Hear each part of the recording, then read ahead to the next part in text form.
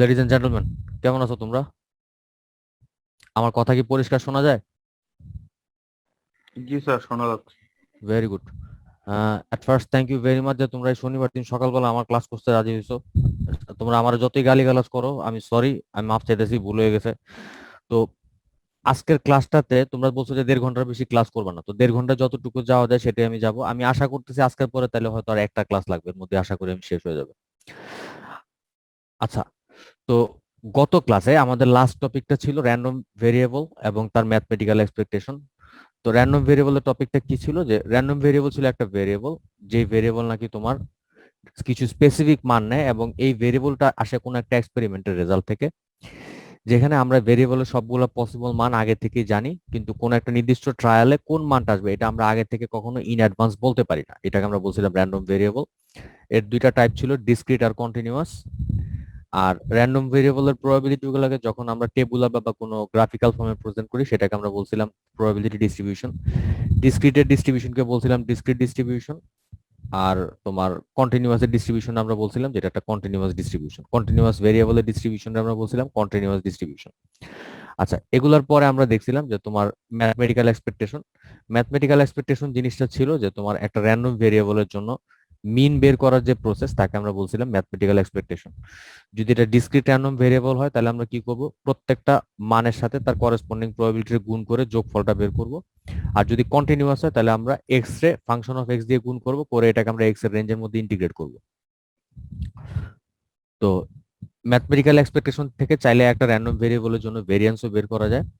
ভেরিয়েন্সটা বের করার সময় আমরা কি করব, তখন আমরা তোমার এক্স স্কোয়ার দিয়ে ফাংশন অফ এক্স ডিএক্স এ গুণ করব যদি আমার কন্টিনিউয়াস হয়, এবং সেটাকে এক্স এর উপর ইন্টিগ্রেট করব। আর যদি এটা ডিসক্রিট হয় তাহলে কি করব, এক্স স্কোয়ার, এক্স এর যে মানগুলো আছে এগুলোকে স্কোয়ার করে করেসপন্ডিং প্রবাবিলিটি দিয়ে গুণ করে সেটাকে আমরা যোগ করব। এটা ছিল তোমার ডিসক্রিটের জন্য।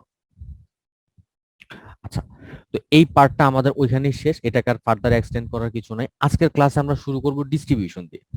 ডিস্ট্রিবিউশন বলতে আমরা যেটা মিন করতেছি, আমরা যে র্যান্ডম ভেরিয়েবলের সংজ্ঞাটা দেখছি, বিভিন্ন রকম ডিফারেন্ট টাইপের এক্সপেরিমেন্টের জন্য ডিফারেন্ট টাইপের র্যান্ডম ভেরিয়েবল আসতে পারে, এবং সেটার জন্য যে ডিস্ট্রিবিউশনটা ভিন্ন ভিন্ন হতে পারে। তো রিয়েল লাইফে অ্যাকচুয়ালি অসংখ্য রিয়েল লাইফে অসংখ্য ডিস্ট্রিবিউশন ডিফাইন করা হয়েছে, অনেক ডিস্ট্রিবিউশন আছে। আমরা এতই ডিস্ট্রিবিউশন পড়ে কখনো শেষ করতে পারবো না। তো আমরা একদম বেসিক তিনটা ডিস্ট্রিবিউশন আমরা আমাদের সিলেবাসের মধ্যে সাধারণত রাখি, সেটা হচ্ছে তোমার বাইনোমিয়াল ডিস্ট্রিবিউশন, পয়সো ডিস্ট্রিবিউশন এবং নর্মাল ডিস্ট্রিবিউশন। তো এর মধ্যে বাইনোমিয়াল ডিস্ট্রিবিউশনটাকে ব্যাখ্যা করার জন্য ফার্স্টে আরেকটা ডিস্ট্রিবিউশন লাগে, যেটা হচ্ছে বার্নলি ডিস্ট্রিবিউশন। তো এই ডিস্ট্রিবিউশন যে চারটা দেখতেছো, এই চারটা ডিস্ট্রিবিউশনের মধ্যে প্রথম তিনটা অর্থাৎ বার্নলি, বাইনোমিয়াল, পয়সো, এরা হচ্ছে তোমার ডিসক্রিট ডিস্ট্রিবিউশন, অর্থাৎ এরা ডিসক্রিট র্যান্ডম ভেরিয়েবলের ডিস্ট্রিবিউশন। কেবলমাত্র নর্মাল ডিস্ট্রিবিউশনটা হচ্ছে তোমার কন্টিনিউয়াস র্যান্ডম ভেরিয়েবলের জন্য, যে কারণে এটা একটা কন্টিনিউয়াস ডিস্ট্রিবিউশন। আচ্ছা, তো এখন আমি বার্নলি থেকে আমার আজকের ক্লাসটা শুরু করি। বার্নলি ডিস্ট্রিবিউশনের জন্য প্রথমে আমাদের দেখতে হবে বার্নলি ট্রায়াল যেটা সেটা। আমি গত ক্লাসের বেসিক কনসেপ্টটা আরেকবার ব্যাক করি। ধরো আমরা এডিসনের এক্সাম্পলটা যদি আমি আবার মনে করার চেষ্টা করি, এডিসনের এক্সাম্পলে আমরা কি করছিলাম, আমরা বলছিলাম যে তোমার এডিসন অনেকগুলো বিভিন্ন রকমের কম্বিনেশন নিয়ে সে ট্রাই করে দেখছিল যে কোন কম্বিনেশনটার জন্য লাইটের ফিলামেন্টটা ভালো কাজ করে, এটা সে ট্রাই করছিল।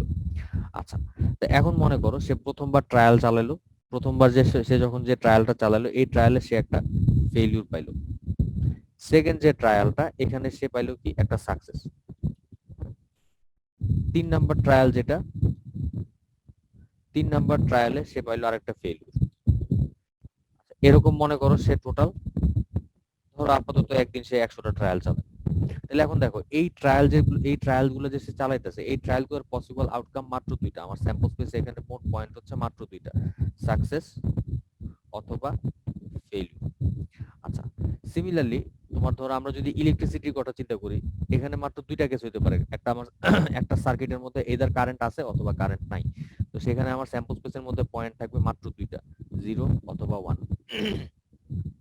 তো এরকম অজস্র অজস্র রিয়েল লাইফ ইভেন্ট আমরা দেখতে পারি, অসংখ্য রিয়েল লাইফের এক্সপেরিমেন্ট আমরা দেখতে পারি, যেখানে নাকি তোমার পসিবল আউটকাম দুইটা, মাত্র দুইটা বাইনারি আউটকাম, যে এটা সাকসেস অথবা ফেলিউর, অথবা কারেন্টের ভাষায় বললে 0 অথবা 1। তো এই ধরনের যে ট্রায়ালগুলা যেখানে আমার পসিবল আউটকাম মাত্র দুইটা, এই ধরনের ট্রায়ালগুলোকে আমরা বলি বার্নলি ট্রায়াল। তাহলে বার্নলি ট্রায়াল জিনিসটা কি? একটা ট্রায়াল বা একটা এক্সপেরিমেন্ট যদি এরকম হয় যে এর পসিবল আউটকাম মাত্র দুইটা, তাহলে আমরা এর প্রত্যেকটা ইন্ডিভিজুয়াল ট্রায়ালকে আমরা বলি এক একটা বার্নলি ট্রায়াল। আচ্ছা, তো এখানে বার্নলি ট্রায়াল যেটা, এই বার্নলি ট্রায়াল নামটা আসছে তোমার জেমস বার্নলি থেকে। তো জেমস বার্নলি যে বার্নলি ট্রায়ালটা বানাইছে, সে এখানে ইন্টারেস্টেড ছিল দুইটা জিনিস নিয়ে, যে তোমার সাকসেসের প্রবাবিলিটি কত আর ফেলিউরের প্রবাবিলিটি কত। একটা ডিস্ট্রিবিউশনকে যখন আমরা বানাই, একটা র্যান্ডম ভেরিয়েবলের জন্য যখন নাকি প্রবাবিলিটি ডিস্ট্রিবিউশন আমরা বানাই, আমরা তখন কি বলি, যে তোমার সবগুলো পসিবল আউটকাম এবং তার করেসপন্ডিং প্রবাবিলিটি কি, এটি হচ্ছে তোমার ডিস্ট্রিবিউশন। তো এই বার্নলি ট্রায়ালের জন্য সে আমার ডিস্ট্রিবিউশনটা ডিফাইন করছে এভাবে, যে তোমার এটার পসিবল আউটকাম মাত্র দুইটা। তো এর মধ্যে সাকসেসের প্রবাবিলিটি যেটা, সেটা সাকসেসের ইভেন্টটাকে সে ধরতেছে 1, ফেলিউরকে ধরতেছে সে 0, এবং বলতেছে যে তোমার সাকসেসের প্রবাবিলিটিটা হবে সমান সমান ছোট হাতের পি। আর তাহলে করেসপন্ডিংলি আমার ফেলিউর যেটা, ফেলিউরের প্রবাবিলিটিটা তাহলে আসে তোমার স্যাম্পল স্পেসের প্রবাবিলিটি থেকে যদি আমি সাকসেসের প্রবাবিলিটিটা বাদ দিই 1 মাইনাস পি, এটাই হচ্ছে আমার ফেলিউরের প্রবাবিলিটি, যেটাকে অনেক বইয়ে দেখবা যে কিউ দিয়েও প্রকাশ করা হইতেছে। আচ্ছা, তো এই বার্নলি র্যান্ডম ভেরিয়েবল যেটা, বার্নলি র্যান্ডম ভেরিয়েবলটা তাহলে কোনটা, যে আমার এই ট্রায়ালটাতে ট্রায়াল টু ট্রায়াল যেহেতু আমার এই রেজাল্টটা ভ্যারি করতেছে, হয় সাকসেস আসতেছে অথবা ফেলিউর আসতেছে, তো এই বার্নলি র্যান্ডম ভেরিয়েবলটাকে এক্স দিয়ে যদি প্রকাশ করি, এটার মিন হচ্ছে তোমার পি এবং এটার ভেরিয়েন্স হচ্ছে পি কিউ বা 1 পি ইনটু 1 মাইনাস পি, যেটা দিয়ে প্রকাশ করো। আচ্ছা বাবারা, তোমরা কি বার্নলি ট্রায়ালটা আর বার্নলি ডিস্ট্রিবিউশনটা কিছুটা ধরতে পারছো? মনে পড়ে এটা পড়াছিলাম যে ক্লাসে, লেডিজ এন্ড জেন্টলম্যান? স্যার আপনার কথাটা একটু লো আসতেছে। আমার কথা কি বোঝা যায় না? হুট করে স্যার আপনার কথা অনেক ফাস্টে শোনা যাচ্ছে। আর স্যার একটু মানে নয়েজ আসতেছিল, এই জন্য কথাটা একটু লো হয়ে গেছে। আচ্ছা, আমার ভয়েসের নয়েজ আসতেছে। আচ্ছা দেখো তো এখন নয়েজটা কমছে নাকি? জি স্যার, এখন নয়েজও কমছে আর ভয়েসও ইনক্রিজ হচ্ছে। আচ্ছা, এতক্ষণ যা বলছি শোনা গেছে নাকি একেবারেই শোনা যায় না? না স্যার, এখন বুঝা গেছে স্যার। স্যার বাট শোনা গেছে স্যার। আচ্ছা, তো তোমরা কি বাবারা বুঝতে পারছো বার্নলি ট্রায়াল বার্নলি ডিস্ট্রিবিউশন? জি স্যার। আচ্ছা, তাহলে এখন আসো আমরা বার্নলি ট্রায়ালটাকে আরো এক্সটেন্ড করি। বার্নলি ট্রায়ালটা তাহলে কি বলতেছে, যে তোমার এটা একটা ট্রায়াল যেখানে নাকি তোমার পসিবল আউটকাম মাত্র দুইটা। তাহলে এখন মনে করো আমরা যদি এই এডিসনের এই ট্রায়ালটা এই এক্সপেরিমেন্টটাতে আমরা ব্যাক করি, যে তোমার এখানে এই এই যে এটাতে যদি আমি আবার ব্যাক করি, দেখো তো এখানে আমরা বলতেছি যে মনে করো সে 100টা ট্রায়াল চালাইছে। আচ্ছা, তাহলে এখন প্রত্যেকটা ট্রায়ালে আউটকাম হলো গিয়া তোমার দুইটা, এদার সাকসেস অথবা ফেলিউর। তো বার্নলি ট্রায়াল আমরা বলছিলাম যে তোমার Bernoulli random variable, Bernoulli random ভেরিয়েবলটা কি ছিল, যে তোমার এদার সাকসেস অথবা ফেলিউর, এটা ছিল আমার বার্নলি র্যান্ডম ভেরিয়েবল। খুব ভালো কথা, এটার জন্য ডিস্ট্রিবিউশন আমরা বানাইছি। তো এখন কথা হলো গিয়া, একটা ট্রায়াল যখন চালাইতেছি এটার একটা সাকসেস অথবা একটা ফেলিউর পাইতেছি, তাহলে এখন এটা ছিল একটা ট্রায়াল যেটাকে আমরা বলছিলাম বার্নলি ট্রায়াল। তো এখন কথা হলো একটা বার্নলি ট্রায়াল রে, এই যে মনে করো সে যে 100 বার করছে, 100 বার সে ট্রায়ালটা চালাচ্ছে, তাহলে এটা একটা এক্সপেরিমেন্ট ছিল। কারণ আমরা কি বলছিলাম, যে একবার একটা কাজে করার আমরা বলছিলাম ট্রায়াল, এবং এটাকে যখন আমরা বারবার রিপিট করি সেম কন্ডিশন আন্ডারে, পুরো প্রসেসটাকে আমরা বলছিলাম এক্সপেরিমেন্ট। তাহলে এটা কি একটা পুরাটা মিলে একটা এক্সপেরিমেন্ট হবে না, যেখানে তোমার ট্রায়াল ছিল 100টা, বলা যায়? লেডিজ এন্ড জেন্টলম্যান, এটা কি বলা যায় যে পুরাটা একটা জি এক্সপেরিমেন্ট ছিল? স্যার। জি স্যার। আচ্ছা, যদি পুরাটা একটা এক্সপেরিমেন্ট হয়, তাহলে আমার তোমরা বলো যে টোটাল নাম্বার অফ সাকসেস কয়টা হইতে পারে, সে যদি 100 বার ট্রায়ালটা চালায়। বড় করে এটা একটা নতুন র্যান্ডম ভেরিয়েবল, যে আমার এই 100টা ট্রায়ালের যে এক্সপেরিমেন্টটা, এটাতে তোমার টোটাল সাকসেস কয়টা হইতে পারে। এক্সপেরিমেন্ট, আমি লিখে ফেলি, এক্সপেরিমেন্ট কন্টেইনিং 100 ট্রায়ালস, কত হইতে পারে এক্স এর মান বলো তো, যদি স্যার 100টা। একটাই সাকসেস হতে পারে। আচ্ছা, আর 0 থেকে 100 পর্যন্ত স্যার যে কোনো ভ্যালু হতে পারে। এক্স্যাক্টলি, এখানে মানটা 0 থেকে 100 পর্যন্ত যে কোনো মান সে নিতে পারে। আমার এখানে নাম্বার অফ টোটাল সাকসেস যেটা, টোটাল নাম্বার অফ সাকসেস যেটা, টোটাল নাম্বার অফ সাকসেস যেটা, এটা 1 থেকে 100-র মধ্যে যে কোনো মান সে নিতে পারবে। আচ্ছা, তাহলে এখন দেখো, বার্নলি প্রত্যেকবার করা ছিল একটা বার্নলি ট্রায়াল, এখন যখন নাকি এটা অনেকবার রিপিট করলাম, এটা একটা নতুন এক্সপেরিমেন্ট হলো। তো এই একটা বার্নলি ট্রায়ালে যখন নাকি আমরা অনেকবার রিপিট করি, তাহলে যে নতুন এক্সপেরিমেন্টটা হয় এটাকে আমরা বলি বাইনোমিয়াল এক্সপেরিমেন্ট। একটা বার্নৌলি ট্রায়ালে যদি আমরা অসংখ্যবার রিপিট করি তাহলে যে নতুন এক্সপেরিমেন্টটা হয় এটাকে আমরা বলি বাইনোমিয়াল এক্সপেরিমেন্ট। তো বাইনোমিয়াল এক্সপেরিমেন্টের যে র্যান্ডম ভেরিয়েবলটা এটাকে আমরা বলতেছি বাইনোমিয়াল র্যান্ডম ভেরিয়েবল। এটাকে আমরা প্রকাশ করতেছি এক্স দিয়ে। কেন? কারণ হলো গিয়া যে আমার এই 100টা ট্রায়ালের যে এক্সপেরিমেন্টটা এখানে আমার সাকসেস কয়টা আসবে এটা কিন্তু এক্সপেরিমেন্ট শেষ করার আগে আমরা বলতে পারি না, এবং প্রত্যেকটা ট্রায়াল টু ট্রায়াল আমার আউটকাম ভেরি করতেছে, হয় সাকসেস অথবা ফেলিউর। ফাইনালি এক্স এর মানটা কত আসবে এক্সপেরিমেন্ট শেষ করার আগে আমি বলতে পারবো না, কাজে এটা একটা নতুন র্যান্ডম ভেরিয়েবল। যেহেতু বাইনোমিয়াল এক্সপেরিমেন্ট থেকে আসছে এটার নাম হলো বাইনোমিয়াল র্যান্ডম ভেরিয়েবল। তাহলে এখন তোমরা আমারে বলো এই বাইনোমিয়াল র্যান্ডম ভেরিয়েবলের যে ডিস্ট্রিবিউশন এটাকে আমরা বলতেছি বাইনোমিয়াল ডিস্ট্রিবিউশন। বাইনোমিয়াল এক্সপেরিমেন্ট থেকে যে র্যান্ডম ভেরিয়েবলটা ক্রিয়েট করতেছি তাকে আমরা বলতেছি বাইনোমিয়াল র্যান্ডম ভেরিয়েবল, আর বাইনোমিয়াল র্যান্ডম ভেরিয়েবল থেকে আমরা যে ডিস্ট্রিবিউশনটা পাইতেছি তাকে আমরা বলতেছি বাইনোমিয়াল ডিস্ট্রিবিউশন। তাহলে এখন তোমরা আমারে বলো এই এক্স এর মানটা কত হবে, এই যে 0 থেকে 100 পর্যন্ত যে মানটা হইতেছে কত হবে, এটা কার উপর ডিপেন্ড করে বলো তো? এক্স এর মানটা কত হবে এটা কার উপর ডিপেন্ড করে বলো? লেডিজ এন্ড জেন্টলম্যান, কার উপর ডিপেন্ড করতে পারে? ট্রায়ালের আউটকাম গুলোর উপর। ট্রায়ালের আউটকাম গুলোর উপর, অর্থাৎ যে আমার প্রত্যেকটা ট্রায়ালে সাকসেসের প্রবাবিলিটি কত এটার উপর ডিপেন্ড করতে পারে। Probability of success in each trial. আরেকটা কিসের উপর ডিপেন্ড করবে বলো তো? তোমাদেরকে যখন জিজ্ঞেস করছিলাম যে এক্স এর মান কত হইতে পারে 100টা ট্রায়াল চালাচ্ছে, তোমরা সবাই বলছো যে মানটা 0 থেকে 100 মধ্যে যে কোনো হইতে পারে। তার মানে দেখো হাইয়েস্ট পয়েন্টটা কত হইতে পারে তার উপর ডিপেন্ড করতেছে, অর্থাৎ আমার নাম্বার অফ ট্রায়াল কত এটার উপরও সে ডিপেন্ড করতেছে যে আমার এক্স এর মানটা কত হইতে পারে। আমার কথা ধরতে পারতেছো কিনা দেখো, আমার টোটাল সাকসেসের সংখ্যাটা কত হবে, এই 0 থেকে 100 এটা কত হবে, এটা দুইটা জিনিসের উপর ডিপেন্ড করবে। এক, যে আমার ইন্ডিভিজুয়াল ট্রায়ালের সাকসেসের প্রবাবিলিটি কত।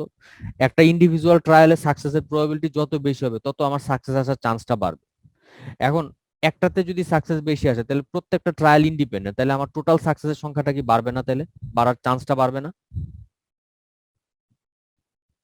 লেডিজ এন্ড জেন্টলম্যান, আমার একটা ট্রায়ালে সাকসেস আসার চান্স যত বাড়বে 100টা ট্রায়ালে সাকসেস আসার চান্স কি তত বাড়বে না সিমিলারলি? জি স্যার। জি স্যার। আচ্ছা, এটা একটা পয়েন্ট গেল। সিমিলারলি আমার নাম্বার অফ ট্রায়াল যত বাড়বে তত কি সাকসেসের সংখ্যাটাও বাড়ার কথা না আস্তে আস্তে, যদি কপাল ভালো হয়? জি স্যার। যেই কারণে আমরা বলতেছি যে তোমার এই বার্নলি এই বাইনোমিয়াল র্যান্ডম ডিস্ট্রিবিউশন যেটা, এটার প্যারামিটার হলো দুইটা। কি কি? একটা হলো যে তোমার প্রত্যেকটা ট্রায়ালে সাকসেসের প্রবাবিলিটি এবং আমার নাম্বার অফ ট্রায়াল, এই দুইটা কত এর উপর ডিপেন্ড করবে যে আমার এই এক্স এর মানটা কত আসে। আচ্ছা, তো আমি এখন যদি ফর্মালি তোমাদের ডেফিনেশনটা দেখাই, বাইনোমিয়াল এক্সপেরিমেন্টালি কি জিনিস, যে আমি একটা বার্নলি ট্রায়ালে যদি এন সংখ্যক বার ইন্ডিপেন্ডেন্টলি রিপিট করি যেখানে প্রত্যেকটা ট্রায়ালে সাকসেসের প্রবাবিলিটি হলো পি, তাইলে আমরা বলতেছি যে এটা একটা বাইনোমিয়াল এক্সপেরিমেন্ট। এতক্ষণ যে কথাগুলো বললাম যে একটা বার্নলি ট্রায়ালে, অর্থাৎ একটা ট্রায়ালের আউটকাম মাত্র দুইটা, সাকসেস অথবা ফেলিউর, এই ট্রায়ালটারে যদি এন সংখ্যক বার আমি ইন্ডিপেন্ডেন্টলি রিপিট করি একটা এক্সপেরিমেন্টে যেখানে প্রত্যেকটা ট্রায়ালের সাকসেসের প্রবাবিলিটি হচ্ছে পি, তাইলে আমরা বলতেছি যে এই এক্সপেরিমেন্ট একটা বাইনোমিয়াল এক্সপেরিমেন্ট। বাইনোমিয়াল এক্সপেরিমেন্টের নাম্বার অফ সাকসেস যে র্যান্ডম ভেরিয়েবলটা এটাকে আমরা বলতেছি বাইনোমিয়াল র্যান্ডম ভেরিয়েবল, এবং এটার ডিস্ট্রিবিউশনটাকে আমরা বলতেছি বাইনোমিয়াল ডিস্ট্রিবিউশন। তো এতক্ষণ যেটা বললাম যে আমার এই বাইনোমিয়াল র্যান্ডম ভেরিয়েবলের আমার বাইনোমিয়াল ডিস্ট্রিবিউশনের তাহলে প্যারামিটার দুইটা, একটা হচ্ছে কতবার ট্রায়ালটা চালানো হয়েছে এবং প্রত্যেকটা ট্রায়ালের সাকসেসের প্রবাবিলিটি কত। তো সেখান থেকে আমরা বলতেছি এটাকে যদি আমরা ডিফাইন করি, তা আমরা এটাকে ফাংশন অফ এক্স না লেখা এখানে বাইনোমিয়ালের জন্য বি লিখতেছে, তোমরা চাইলে ফাংশন অফ এক্স এর এফ ও লিখতে পারো। এটা র্যান্ডম ভেরিয়েবল হচ্ছে এক্স, এর প্যারামিটার দুইটা, নাম্বার অফ ট্রায়ালের এন আর প্রত্যেকটা ট্রায়ালের সাকসেসের প্রবাবিলিটি পি। এটা সমান সমান ফর্মুলা হচ্ছে NC x into p to the power x into 1 - p whole to the power n - x, যেখানে এক্স এর মান হচ্ছে 0 1 আপ টু n পর্যন্ত, মানে যতবার ট্রায়ালটা চালাচ্ছি সেটা পুরোটাই আমার সাকসেসের সংখ্যা হতে পারে।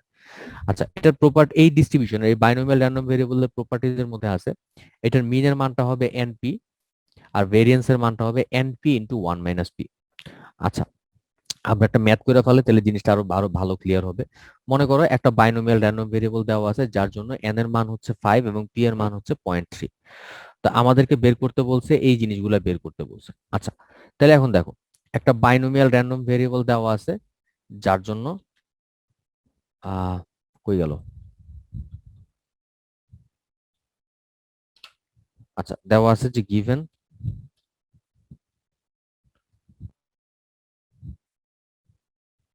দেওয়া আছে যে x is a binomial random variable with an equal to P 5 এবং পি হচ্ছে তোমার 0.3। আচ্ছা, এখন তাহলে এন এর মান যদি 5 হয় তাহলে এক্স এর মান কত কত হইতে পারে? যদি 5 বার ট্রায়াল চালে তাহলে সাকসেস সংখ্যা কত কত হইতে পারে? 0, 1, 2, 3, 4, 5, এই 5টা মান সে নিতে পারে। আর পি এর মান তো দেওয়া আছে যে প্রত্যেকটা ট্রায়ালের সাকসেসের প্রবাবিলিটি কত।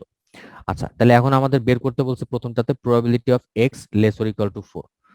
ওকে, তাহলে আমি লিখতেছি প্রবাবিলিটি অফ এক্স, এখানে হচ্ছে তোমার লেস অর ইকুয়াল টু 4। তাহলে এই মানটা সমান সমান কত হবে বলো তো? বলো কত হবে এখানে? প্রবাবিলিটি অফ এক্স এর মান তাহলে কত থেকে কত পর্যন্ত হবে? লেস অর 0 ইকুয়াল থেকে টু 4, 4। 0 থেকে 4 পর্যন্ত। তাহলে এক্স এর মান হচ্ছে তোমার 0 প্লাস প্রবাবিলিটি অফ এক্স সমান সমান 1 প্লাস প্রবাবিলিটি অফ এক্স সমান সমান 2 প্লাস প্রবাবিলিটি অফ এক্স সমান সমান 3 প্লাস প্রবাবিলিটি অফ এক্স সমান সমান 4। আচ্ছা, তো এখন আমরা যেটা করবো এটার মধ্যে ওই বাইনোমিয়ালের যে ফর্মুলাটা ছিল ফর্মুলাটা বসাই দিব। আমার এই ফর্মুলা যেটা ছিল এই মানগুলো আমরা এখন বসাই দিব। তাহলে এই মানটা কত আসে? এনসিএক্স, তাহলে হচ্ছে তোমার 5c0 p to the power 0, 0.3 to the power 0 into 1 minus 0.3 whole to the power 5 minus 0। আচ্ছা, এটা হচ্ছে প্রথমটার জন্য। তাহলে এখানে 5টা আমি ঠিক করে দিতেছি এখনই।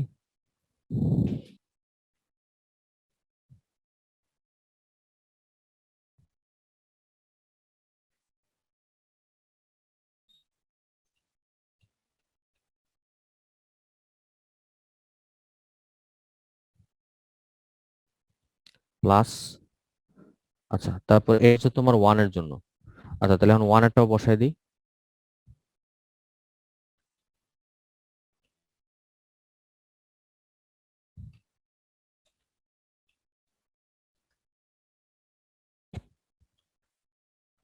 আচ্ছা, যখন 1 হবে তখন মানটা হচ্ছে 1, এই সবগুলো উপরে হয়ে যাবে 1, মানে এক্স এর জায়গায় 1। সিমিলারলি লাস্টেরটা হচ্ছে তোমার 4, তাহলে এখানে হবে 4, এখানে হবে 4, এখানে হবে 5 - 4। আচ্ছা, ওকে, তো এখন আমার বলো এই অঙ্কটা কি অল্টারনেটিভলি অন্য কোনো ভাবে করা যায়? এক্স লেস ইকুয়াল টু 4 এর জন্য অন্য কোনো ভাবে কি করা যায় অল্টারনেটিভলি পুরাটা যোগ না করে? জি স্যার 1 মাইনাস 5 এর জন্য 5c5 হচ্ছে বের করে দেন 1 মাইনাস স্যার 1 থেকে বাদ দিলেই হবে স্যার। Very good. আমরা 1 থেকে যদি আমরা আমাদের 1 মাইনাস প্রবাবিলিটি অফ এক্স সমান সমান 5 এটা যদি বাদ দিয়ে দিই তাহলে আমরা কি পাই? আমাদের এই 0 থেকে 4 পর্যন্ত যেটা সেটা আমরা পেয়ে যাই। ভেরি গুড, এভাবে অল্টারনেটিভলি জিনিসটা করা যাবে। আচ্ছা, এর পরেরটা দেখো, এক্স ইকুয়াল টু 2, এটা যা সরাসরি মান বসায় দিবা। Probability of X less than 3, তাহলে এটা কত কত হবে বলো? 0 1 2 0 1 0 1 2, very good. Probability of x greater than 1, এটা কি হবে? 2 3 4 5। 2 3 4 5 2 5 3 4 5 অথবা 1 minus p x is equal to 1 হ্যাঁ 0 1 0 1, 0 1 জি 0 স্যার আর 1, হ্যাঁ ভেরি গুড। আর লাস্টেরটা হচ্ছে x greater than equal to 3, তার মানে এক্স ইকুয়াল টু 3 4 5, তিনটা মানের যোগফল। আচ্ছা, তো এটা গেল একটা। আর এরপরে তোমাদেরকে আরেকটা হোমওয়ার্ক দিছিলাম ছোটখাটো, সেটা ছিল যে তোমার আমি জিনিসটা জাস্ট শর্টকাটের মুখে বলি। এখানে তোমার সাকসেসের প্রবাবিলিটি হচ্ছে 0.75 দেওয়া ছিল। তারপরে দেওয়া ছিল যে তোমার নেক্সট 5টা সিটমেন্ট মানে এন এর মান হচ্ছে 5, আর অ্যাটলিস্ট 3 মানে x greater than or equal two 3, এটার জন্য মানটা বের করতে বলছিল। এটা তোমরা বাসায় করছিলে, এটার উপর আমি আর ফার্দার সময় দিব না। আচ্ছা, এর পরের ডিস্ট্রিবিউশনটা ছিল হচ্ছে আমাদের পয়সো ডিস্ট্রিবিউশন। পয়সো ডিস্ট্রিবিউশনটা কখন আমরা অ্যাপ্লাই করব? পয়সো ডিস্ট্রিবিউশনটাও হচ্ছে অ্যাকচুয়ালি সাকসেস নিয়ে কাজ করে, নাম্বার অফ সাকসেস নিয়ে কাজ করে এক সেন্সে, অথবা কতগুলা ইভেন্ট অকার করে তার উপরে কাজ করে। কিন্তু কিভাবে? শর্তটা হলো যে একটা নির্দিষ্ট টাইম ইন্টারভালে কয়টা ইভেন্ট অকার করে, এরকম কোনো প্রবলেম তোমরা যদি পাও তখন আমাদেরকে পয়সো ডিস্ট্রিবিউশনটা ইউজ করতে হয়। ফর এক্সাম্পল, আমার মোবাইলে গত 1 ঘন্টায় কয়টা ফোন আসছে, আজকে একটা ফ্যাক্টরিতে একটা নির্দিষ্ট 1 ঘন্টা সময় বা 1.5 ঘন্টা সময় কয়টা মেশিন নষ্ট হয়ে গেছে, এই টাইপের যখন একটা নির্দিষ্ট টাইম ইন্টারভালের মধ্যে কয়টা ইভেন্ট অকার করে এরকম একটা শর্ত দিয়ে দিবে। অথবা কোনো কোনো রেয়ার কেসে দেখা যায় যে তোমার একটা নির্দিষ্ট এলাকার মধ্যে কয়টা ইভেন্ট অকার করতেছে, এই টাইপের জিনিস যখন বলবে তখন আমরা পয়সো র্যান্ডম ভেরিয়েবল বা পয়সো ডিস্ট্রিবিউশনটা ইউজ করব। আচ্ছা, পয়সো ডিস্ট্রিবিউশন চেনার একটা সহজ উপায় হলো যখনই তোমরা দেখবা যে কোনো রেয়ার ইভেন্টের জন্য প্রবাবিলিটি বের করতে বলছে, তোমরা শিওর থাকবা যে এটা একটা পয়সো ডিস্ট্রিবিউশন। রেয়ার ইভেন্ট কিরকম, যে তোমার অনেক লম্বা সময়ের মধ্যে একটা কেস পাওয়া যায়, এরকম হইলেই তোমরা বুঝবা যে এটা একটা পয়সো ডিস্ট্রিবিউশন। আচ্ছা, তো পয়সো ডিস্ট্রিবিউশন বা পয়সো র্যান্ডম ভেরিয়েবল যেটা, পয়সো র্যান্ডম ভেরিয়েবলের জন্য মিনের মান হচ্ছে মিউ, আর ভেরিয়েন্সের মান হচ্ছে মিউ, যেটা হচ্ছে এই একটাই ডিস্ট্রিবিউশন আছে যার জন্য মিন আর ভেরিয়েন্সের মানটা সমান। তো এখন কথা হলো এই মিউটা কি জিনিস। এই মিউটা হলো যে এভারেজে একটা নির্দিষ্ট টাইম ইন্টারভালে কয়টা ইভেন্ট অকার করে, এটি হচ্ছে আমার এই ডিস্ট্রিবিউশনের জন্য মিন বা এক্সপেক্টেড নাম্বার।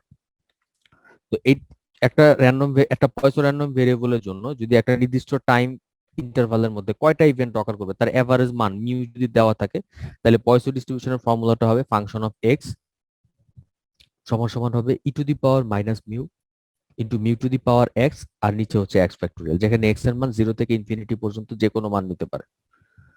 স্যার একটা কোশ্চেন করবো বলো।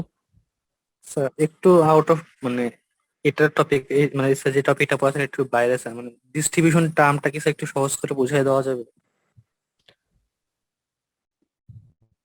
ডিস্ট্রিবিউশন টার্মটা সহজ করে বোঝা দেওয়া যাবে কিনা, ডিস্ট্রিবিউশন বলতে অ্যাকচুয়ালি যেটা মিন করে যে তোমার একটা মান, ধরো একটা যে কোনো একটা ভেরিয়েবল, যে কোনো একটা ভেরিয়েবলের পসিবল মানগুলা কিভাবে আসছে এটা বোঝানো হলো ডিস্ট্রিবিউশনের কাজ।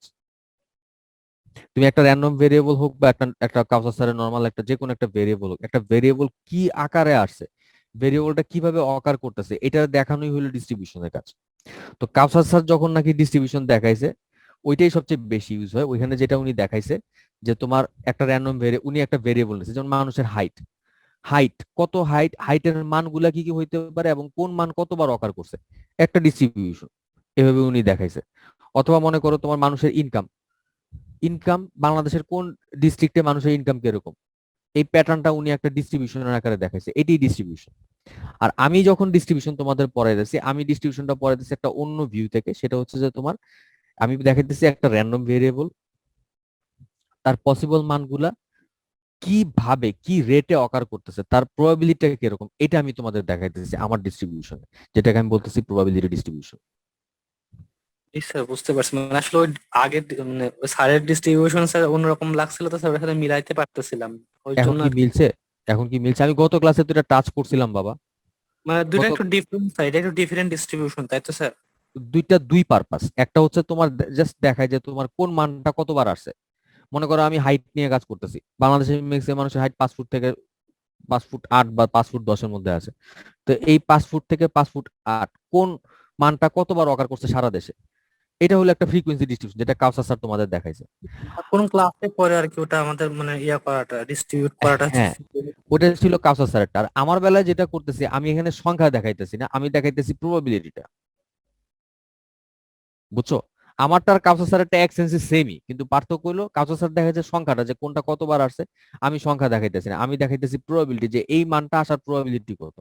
আমি সারা বাংলাদেশ থেকে র্যান্ডমলি একটা লোককে পিক করলাম, তার মানটা যে তার যে এই হাইটটা হবে তার প্রবাবিলিটি কত, আমি এই প্রবাবিলিটি দেখাইতেছি। ক্লিয়ার একদম। Very good. আচ্ছা, তাহলে এখন বাবারা দেখো এই পয়সা, আচ্ছা এই মিস্টার শাহরুজ, জি স্যার, বলেন স্যার। তোমার ওই যে ম্যাথের যে প্রবলেমটা ছিল এটা আমার একটু ক্লাসের শেষে সবাই বলতো, আমার একটু মনে করাই দিও তো, আমি ভুলে গেছিলাম। ওকে স্যার, ঠিক আছে একটু স্যার। মনে করে দিও, আমি তোমার এক্সাম্পলটা আমি ক্লাসে দেখাবো না যদি তোমার সমস্যা না থাকে। আচ্ছা স্যার, সমস্যা নেই। ওকে, ভেরি গুড। তাহলে বাবারা দেখো পয়সা ডিস্ট্রিবিউশনের বেলা আমরা কি বলতেছি, যে তোমার একটা নির্দিষ্ট টাইম ইন্টারভ্যালে কতবার একটা মান অকার করতেছে, এটি হচ্ছে তোমার পয়সা ডিস্ট্রিবিউশন আমরা দেখাই।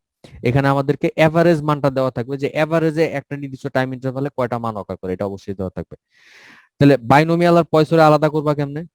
পয়সর বেলায় একটা সময়ের কথা অবশ্যই উল্লেখ করা থাকবে, একটা সময়ের টার্ম অবশ্যই উল্লেখ করা থাকবে, যে আগামী 1 ঘন্টায় কয়টা ইভেন্ট অকার করবে, আগামী 1 বছরে কয়টা ইভেন্ট অকার করবে, একটা সময়ের ব্যাপার অবশ্যই এখানে থাকবে।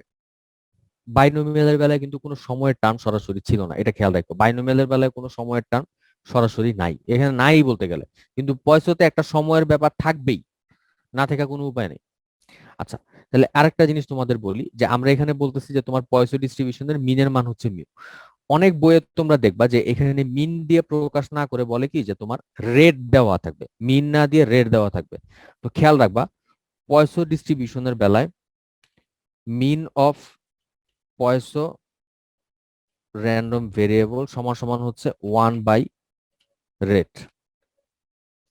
আমি আবার বলতেছি, রেট আর মিন দুইটা একটা একটার সাথে ইনভার্সলি রিলেটেড, ইনভার্সলি দুইটা একটা একটা সমান পয়সা ডিস্ট্রিবিউশনের বেলায়। তোমাদের যদি মিন না দিয়ে রেট দেওয়া থাকে, রেটটারে তোমরা যদি রেসিপ্রোকাল নাও, ইনভার্স করো, তাহলে তোমরা তোমাদের মিনটা পেয়ে যাবে। সিমিলারলি যদি রেট মিন দেওয়া থাকে, মিন রে 1/, করলে তোমরা রেটটা পেয়ে যাবে। আচ্ছা, তো একটা ম্যাথ করো। মনে করো একটা প্রাইভেট হসপিটালের কথা বলা আছে, যে এখানে একটা গিভেন দিনে এভারেজে 10 জন পেশেন্ট ভর্তি হয়। খেয়াল করো, average number of emergency patient in a given day, একটা নির্দিষ্ট সময় ইন্টারভালে অ্যাভারেজে 10 জন পেশেন্ট ভর্তি হয়, এই কথাটা বলা আছে। তাহলে এটা দেখেই তোমরা বুঝতে পারবে যে এটা একটা পয়সা ডিস্ট্রিবিউশনের ম্যাথ, কারণ এখানে একটা সময়ের কথা বলা আছে, একটা নির্দিষ্ট টাইম ইন্টারভালে অ্যাভারেজে কয়টা পেশেন্ট অকার করে, এটা এখানে বলা আছে। কাজে আমাদের দেওয়া আছে কি, আমি যদি লেখা ফেলি, লেট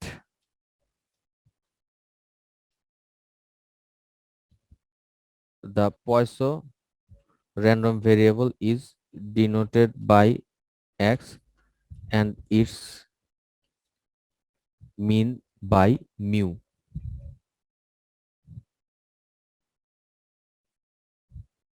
আচ্ছা, গিভেন দেওয়া আছে যে তোমার মিউ সমান সমান হচ্ছে তোমার 10, এটা দেওয়া আছে, গিভেন মিউ সমান সমান হচ্ছে 10, যে তোমার একটা নির্দিষ্ট দিনে 10টা কেস অকার করে, এটা আমাদের বলা আছে।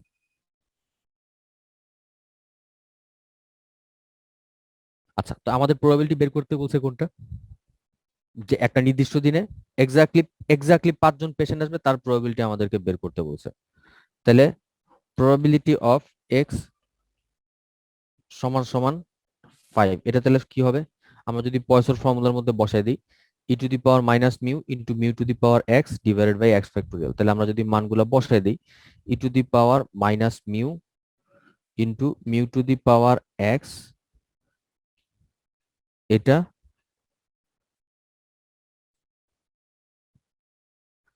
Divided by 5 factorial. আচ্ছা, এটা হচ্ছে তোমার পাওয়ার ফর্মেটে থাকবে, e to the power minus mu mu to the power X divided by X factorial. এটা করলে আমরা পি এর এক্স ইকুয়াল টু 5 যেটা, সেটার মানটা পেয়ে যাব। আচ্ছা, এটা গেল একটা। সেকেন্ড ম্যাথটাতে কি বলছে দেখো, সেকেন্ড ম্যাথটাতে বলছে অ্যাট লিস্ট 3 জন পেশেন্ট পাওয়া যাবে, তার মানে কি, probability of x at least 3 জন, তার মানে কি x greater than or equal two 3, এটা আমাদেরকে বের করতে বলছে। এটা কেমনে বের করবো বলো তো, এক্স এর মান at least 3 greater than or equal two 3, তাহলে এই মানটা কেমনে বের করবো বলো।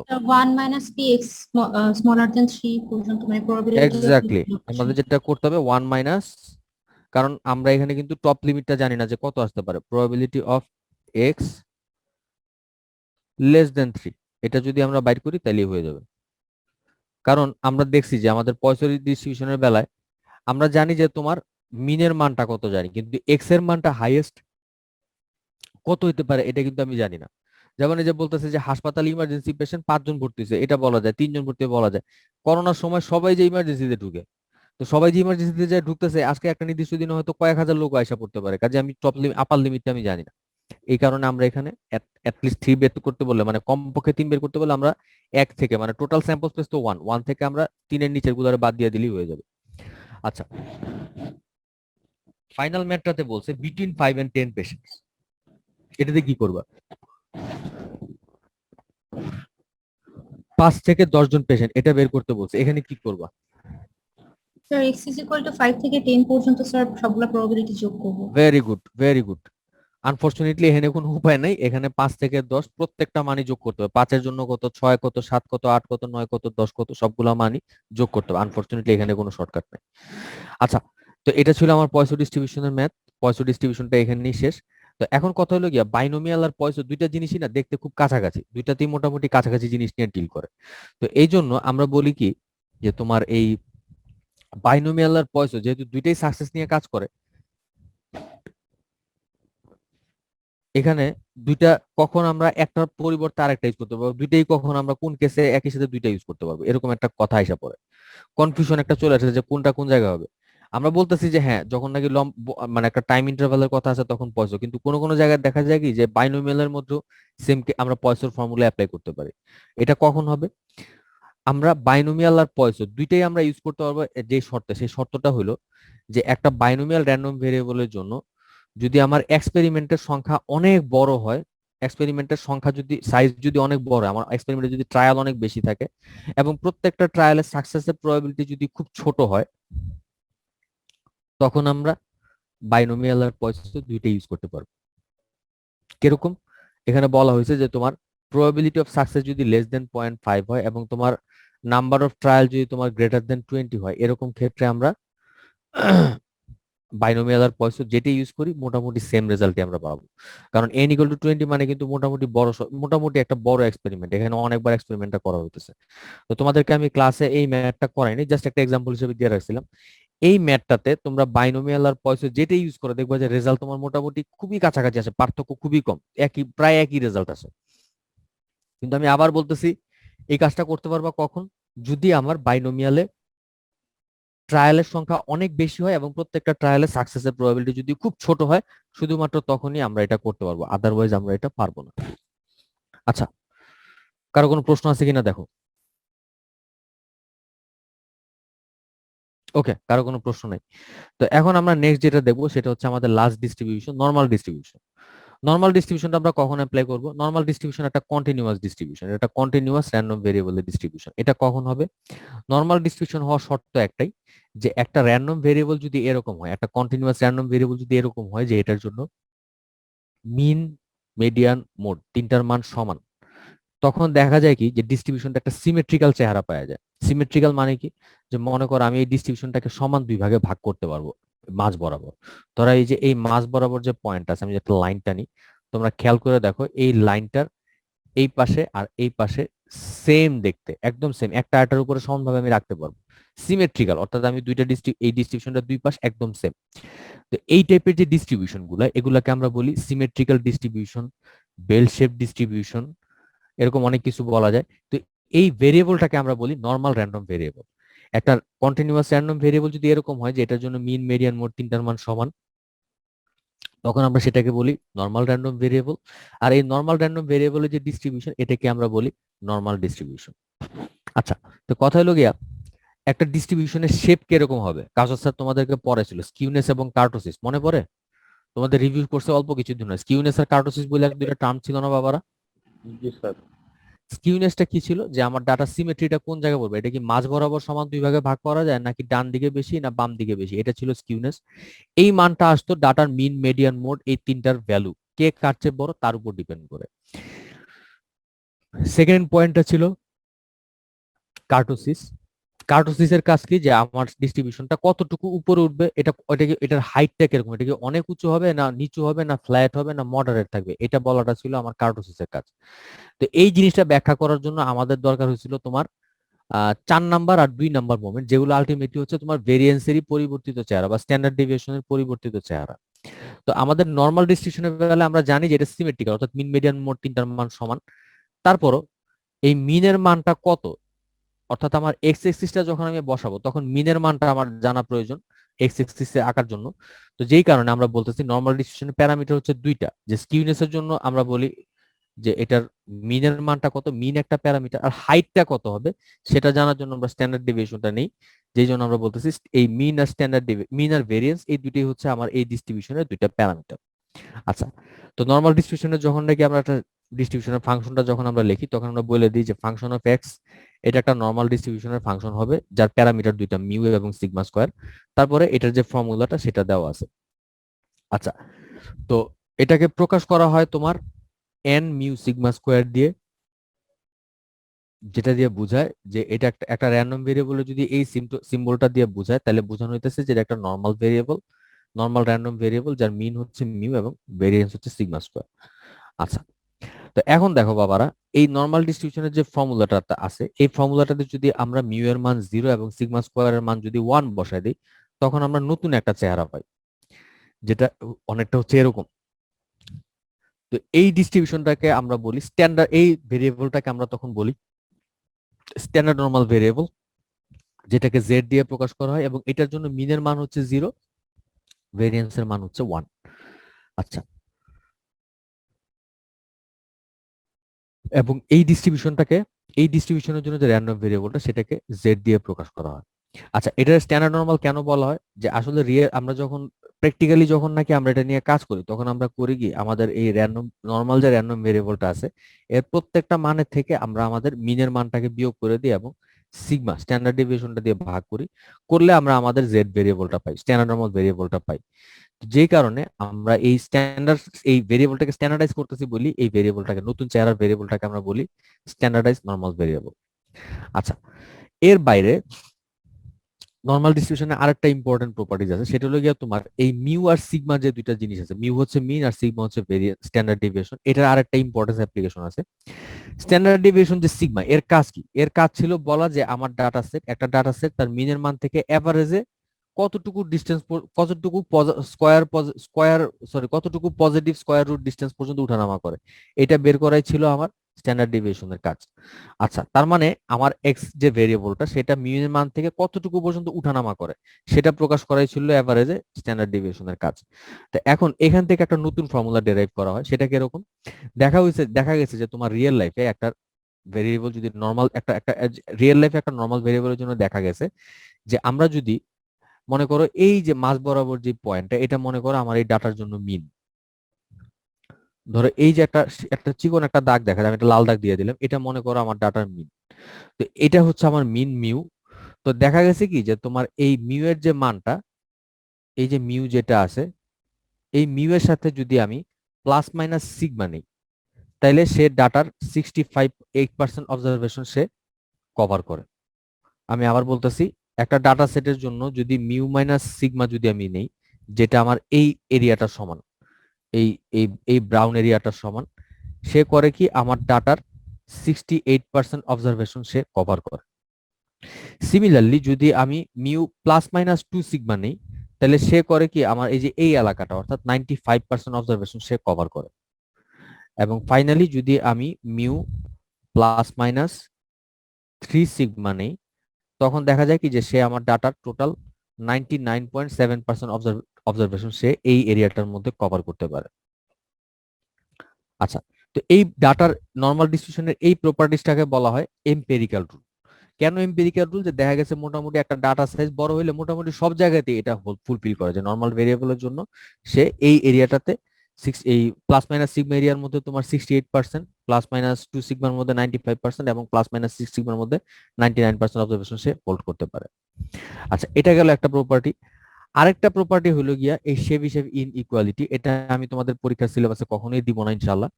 সেটা হলো এই ইনইকুয়ালিটির এই শেভ ইনইকুয়ালিটি বলতেছে যে আমাদের একটা ডিস্ট্রিবিউশন, একটা ডাটা সেটের সাইজ যত বড় হইতে থাকে ততই সেটা নরমাল ডিস্ট্রিবিউশনের দিকে টেন্ড করতে থাকে। এটাকে আমরা বলছিলাম শেভ ইনইকুয়ালিটি। আচ্ছা, তো এই সবগুলো জিনিসই আমি নরমাল ডিস্ট্রিবিউশনের প্রপার্টিজ এর মধ্যে লিখে দিছি, যে তোমার এই ডিস্ট্রিবিউশনটা সিমেট্রিক্যাল হয় তার মিনের মানের জায়গাটায়, মিনের যে পয়েন্টটা সেখানে আমার ডিস্ট্রিবিউশনটা সিমেট্রিক্যাল হয়। এই ডিস্ট্রিবিউশনে মিন মিডিয়ান মোড তিনটা সমান।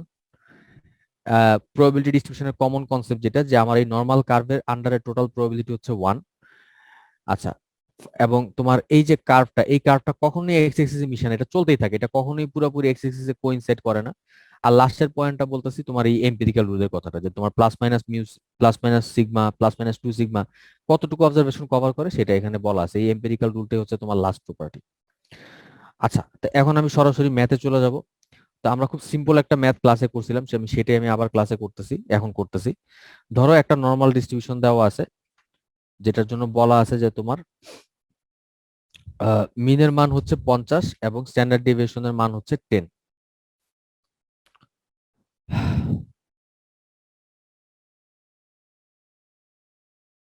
স্ট্যান্ডার্ড ডেভিয়েশনের মান হচ্ছে 10। তা আমাদেরকে বের করতে বলছে যে এক্স এর মানটা 45 থেকে 62 এর মধ্যে থাকবে, তার প্রবাবিলিটি আমাদেরকে বের করতে বলছে। আচ্ছা, তাহলে আমাদের বের করতে হবে কি, we have to estimate probability of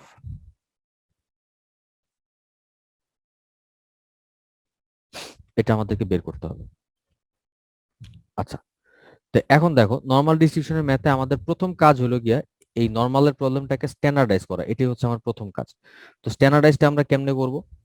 আচ্ছা, স্ট্যান্ডার্ডাইজ করার জন্য আমি লিখতেছি Z1 সমান সমান হবে, আমাদের প্রথম ভ্যালুটা কত ছিল 45, তাহলে 45 মাইনাস মিউ এর মান ছিল 50, 50 ডিভাইডেড বাই 10 সমান সমান হচ্ছে তোমার মাইনাস 0.50।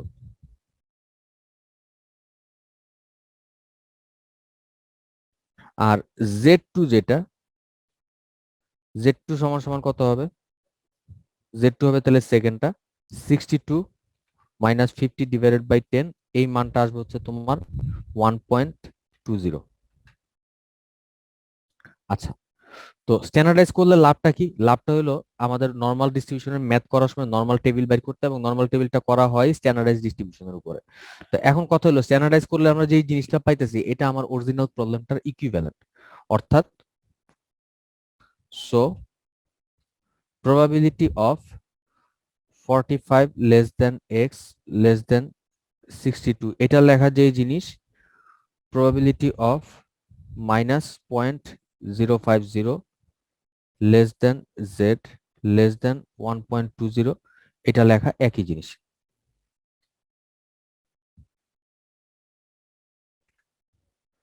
তোমরা কি আসো আমার সাথে?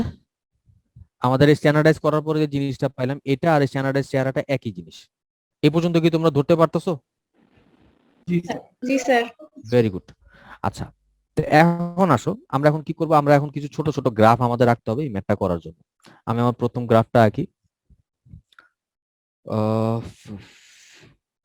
আচ্ছা, প্রথম গ্রাফটা আমি আঁকি।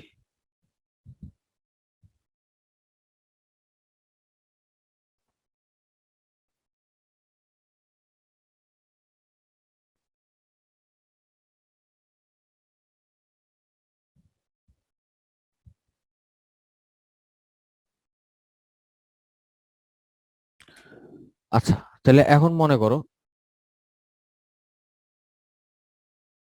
এটা হচ্ছে তোমার, এই জায়গাটা হচ্ছে তোমার -0.5,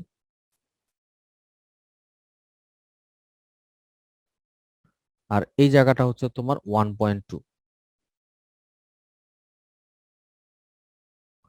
আচ্ছা, তো এখন দেখো আমরা যখন নাকি কন্টিনিউয়াস প্রবাবিলিটি যখন তোমাদের পড়াইছিলাম, কন্টিনিউয়াস ডিস্ট্রিবিউশন যখন তোমাদের পড়াইছিলাম, তখন বলছিলাম কি যে তোমার কন্টিনিউয়াস ভেরিয়েবলের বেলায় আমরা একটা নির্দিষ্ট পয়েন্টের জন্য প্রবাবিলিটির মান বাইর করতে পারি না, আমরা কিউমুলেটিভ বাইর করতে পারি। কিরকম, যে আমরা মনে করো আমাদের এই 1.2 যেটা আছে, আমরা করলাম কি আমাদের এই 1.2 পর্যন্ত টোটাল প্রবাবিলিটি যেটা, এটা বাইর কইরা সেখান থেকে যদি আমরা এই -0.5 পর্যন্ত প্রবাবিলিটিটা বাদ দিয়ে দিই, তাইলে কি আমরা আমাদের এই এরিয়াটা পেয়ে যাব, আমার এই প্রবাবিলিটিটা পেয়ে যাব। মনে পড়ে কন্টিনিউয়াসে বলছিলাম যে, লেডিজ এন্ড জেন্টলম্যান? জি জি স্যার। স্যার। আচ্ছা, তাইলে আমরা যদি বলি যে probability of Z up to 1.2 minus probability of Z up to -0.5, এটা বিয়োগ করলে কি তাহলে আমরা আমাদের এই এরিয়াটা পেয়ে যাব না? পাবো? জি স্যার। জি স্যার। আচ্ছা, তাহলে বাবার আমি যদি এই জিনিসটা লিখি, এটা যদি আমি লিখি এখানে, আমরা কাজ করি সমান সমান দিয়ে লিখি, probability of z less than 1.20 minus probability of z less than -0.50 হবে না? লিখতে পারবো না তাহলে ইনশাল্লাহ? যে আমি আমার এই প্রবাবিলিটি থেকে এটা বাদ দিয়ে দিলাম, দিলে আমি আমার এই এরিয়াটা পেয়ে গেলাম। করতে পারবো? জি স্যার। জি স্যার। আলহামদুলিল্লাহ। আচ্ছা, তো আমি আমার এই পয়েন্টটা মুছে ফেলি, আমরা যেহেতু এই পর্যন্ত বুঝছি। তো এখন দেখো বাবারা, ঘটনা হয়েছে কি, আমরা তো অনেক কিছুই করতে চাই। তখন কথা হলো আমাদের এই টেবিল যেটা আছে, সরি এটা -0.50। আচ্ছা, আমাদের এই যে টেবিল, আমরা নর্মাল ডিস্ট্রিবিউশনে ম্যাথ করার সময় আমাদের যে এই যে ফাংশন যেটা আছে, এই এত বড় ফাংশনে মান বসায় কাজ করা খুব টাফ। যে কারণে আমরা করি কি, নর্মাল ডিস্ট্রিবিউশনের ম্যাথ করার সময় আমরা আমাদের এই নর্মাল টেবিল বলে একটা জিনিস আছে, এটা আমরা ইউজ করি। এই টেবিলটা আমি তোমাদের ক্লাসে দিছিলাম। এই টেবিলটার উদ্দেশ্য হলো যে এখানে তোমার আগে থেকেই না আমাদের এই প্রবাবিলিটি, আমাদের যে ফাংশনটা আছে এই ফাংশনটারে সলভ করে, ইন্টিগ্রালটা সলভ করে প্রবাবিলিটির মানগুলো বের করা আছে, যে কোন এরিয়াতে মানটা কত আসে সেটা বের করাই আছে এই টেবিলে। আমরা এই টেবিলটার সাহায্যে ম্যাথটা করি। পরীক্ষার হলে এই ম্যাথটা তোমাদেরকে সাপ্লাই করা হবে যদি তোমাদের যদি অফলাইনে ফিজিক্যালি পরীক্ষা হয়। আর অফলাইনে পরীক্ষা হলে পরীক্ষার হলে তোমাদেরকে এটা সাপ্লাই করা হবে, তোমাদের আনার কোনো দরকার নাই। আর বাসায় যদি পরীক্ষা হয়, যদি অনলাইন হয়, তাহলে তোমাদের টেবিল তোমরা নিজেরাই ইউজ করবা। আচ্ছা, তো বাবারা এই টেবিলে ঘটনা হয়েছে কি, এই টেবিলটা কাজ করে শুধুমাত্র পজিটিভ ভ্যালুর জন্য, অর্থাৎ জেড লেস দেন যে ভ্যালুটা আছে এই মানটা অবশ্যই পজিটিভ হইতে হবে। তো এখন আমাদের এখানে দেখো এই মানটা কিন্তু আছে নেগেটিভ। খেয়াল করে দেখো, আমাদের মানগুলো থাকতে হবে লেস দেন ফরম্যাটে এবং এই মানটা হইতে হবে পজিটিভ, সবগুলা মান হইতে হবে পজিটিভ, কিন্তু আমাদের এখানে মানটা আছে নেগেটিভ। তো এখন এটা আমরা কেমনে সলভ করব? আচ্ছা, এই সলভটা করার জন্য আমরা কি করি দেখো, আমি আবার আমার সেই গ্রাফটা আঁকতেছি। আচ্ছা,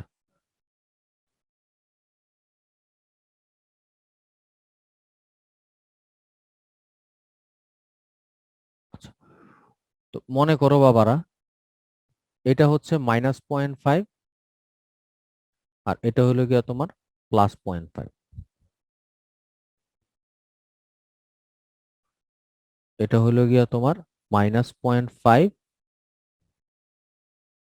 আর এটা হলো গিয়া তোমার +0.5।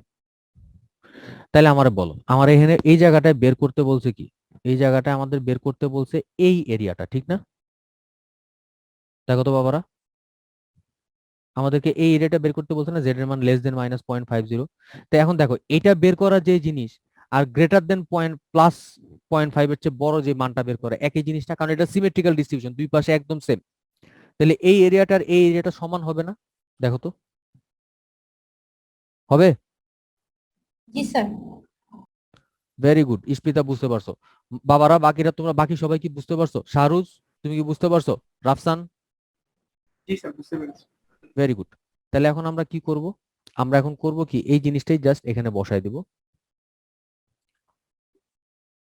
এখন আমি সমান সমান দিয়ে লিখলাম probability of Z less than 1.20 minus probability of Z greater than 0.50।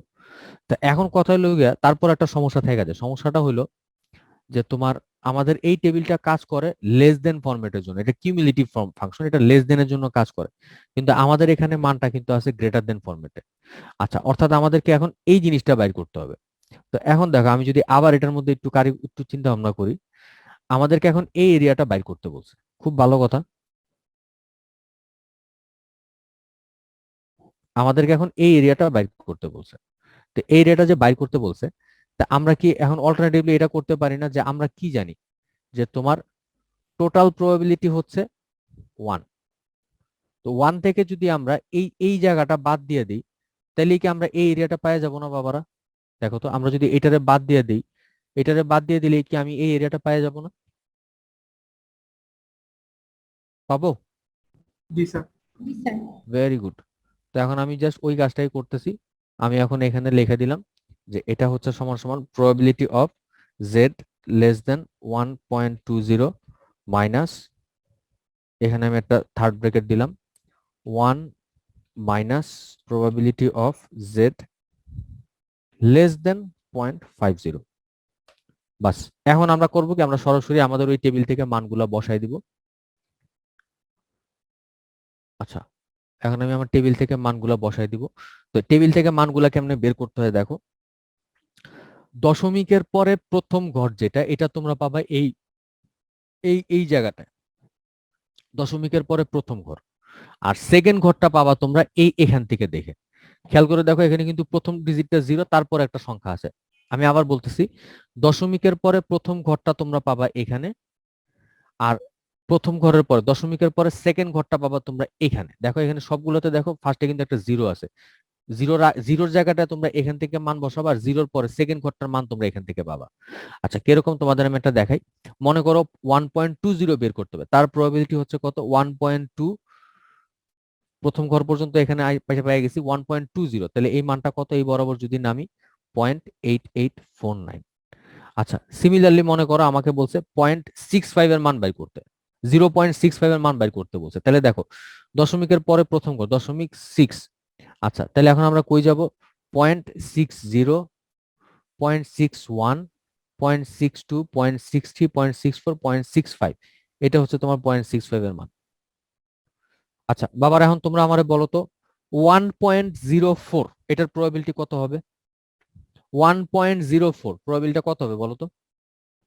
0.8508. 0.8508 0.8508, very good, তোমরা ধরতে পারছো, ভেরি গুড। তাহলে এখন আমি মানগুলো বসাই দিই। আমাদের 1.20 জন্য মানটা আসছিল 0.8849 মাইনাস ব্র্যাকেটে থাকবে 1 মাইনাস 0.50 মান হচ্ছে 0.6915, বসাই দিলাম 0.6915। এটা করলে যেটা আসে সেটাই হচ্ছে আমার আনসার। Very good. তাহলে পারা যাবে না ইনশাল্লাহ নরমাল ডিস্ট্রিবিউশন? পারা যাবে? ইনশাআল্লাহ স্যার। Very good. তোমরা কি একটা 4-5 মিনিটের ব্রেক চাও? তার আগে বলো আমি আস্তে আস্তে পড়াইছি কিনা এটা বলো। জি স্যার, ঠিক আছে স্যার। আমি অনেক আস্তে পড়াইছি, আমি আমার বাকি সেকশন গুলোতে এই জিনিসটা এই আজকে এতক্ষণ যা পড়েছে এটা আধা ঘন্টায় কভার করছি, তোমাদের জন্য আমি পুরো 1 ঘন্টা দিয়ে দিছি। আচ্ছা, তাহলে আমরা কি একটা 4-5 মিনিটের ব্রেক নিবো এখন? কি ইচ্ছা, নাকি নাকি টানা পড়ে যেতে চাও? স্যার 4-5 মিনিটের ব্রেক হলে ভালো। আচ্ছা, তাহলে একটা 5 মিনিটের ব্রেক নিতেছি, তাহলে ঠিক 12টা 5-এ দেখা হবে আবার।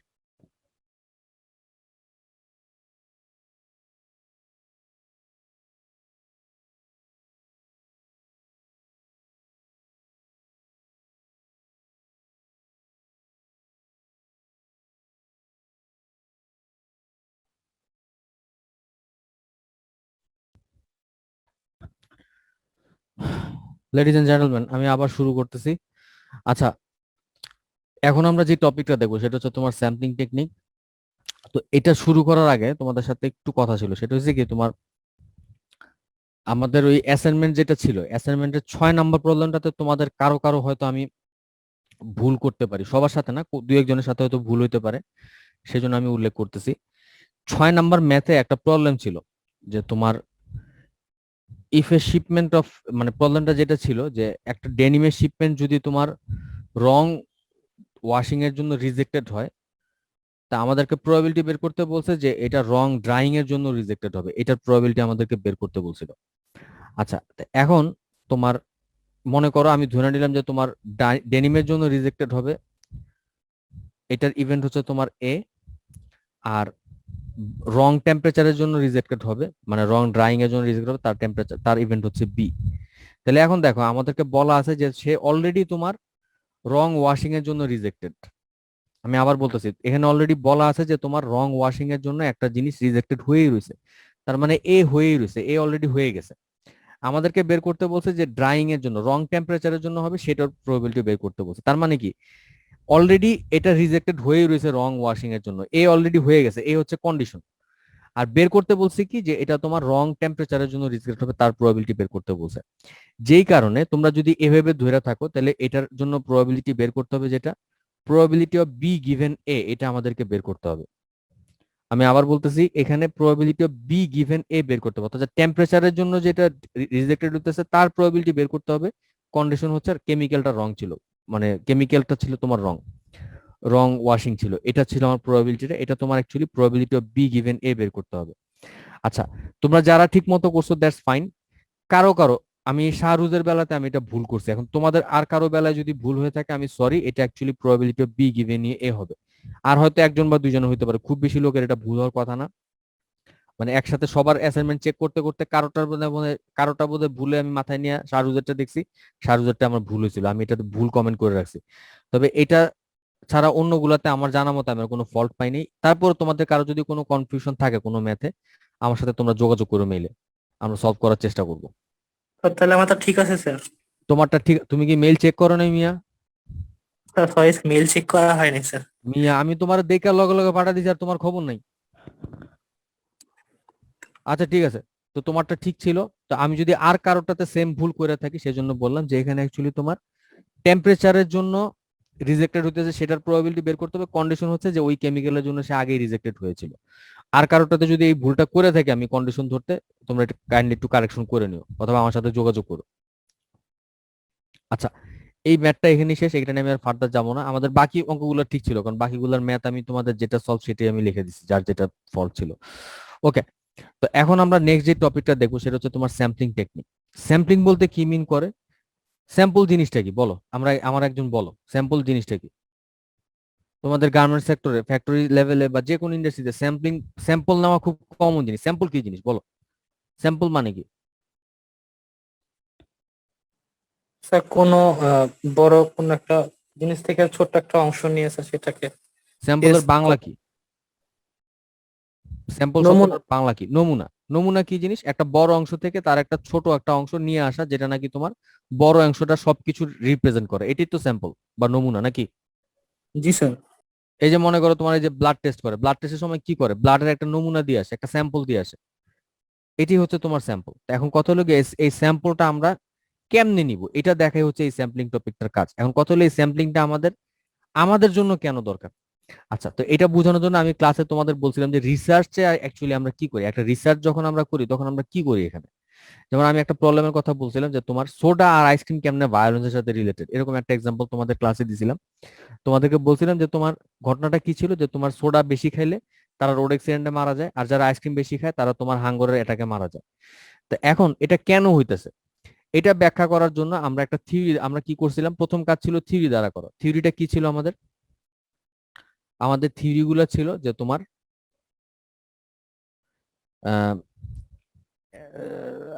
হাঙ্গর অ্যাটাকের থিওরিটা ছিল যে তোমার টেম্পারেচার বেশি, ওয়াজ হায়ার। আর রোড অ্যাক্সিডেন্টের ব্যাখ্যাটা কি ছিল, যে অ্যাকচুয়ালি যারা ইয়াং পিপল তারা সোডা খায়, তারা রেকলেস বিহেভ করে, এটা সোডার জন্য না, এটা অ্যাকচুয়ালি তারা রেকলেস বিহেভ করে, যে কারণে তারা তোমার অ্যাক্সিডেন্ট করতেছে। এই জন্য আমরা বলছিলাম যে তোমার younger people make more road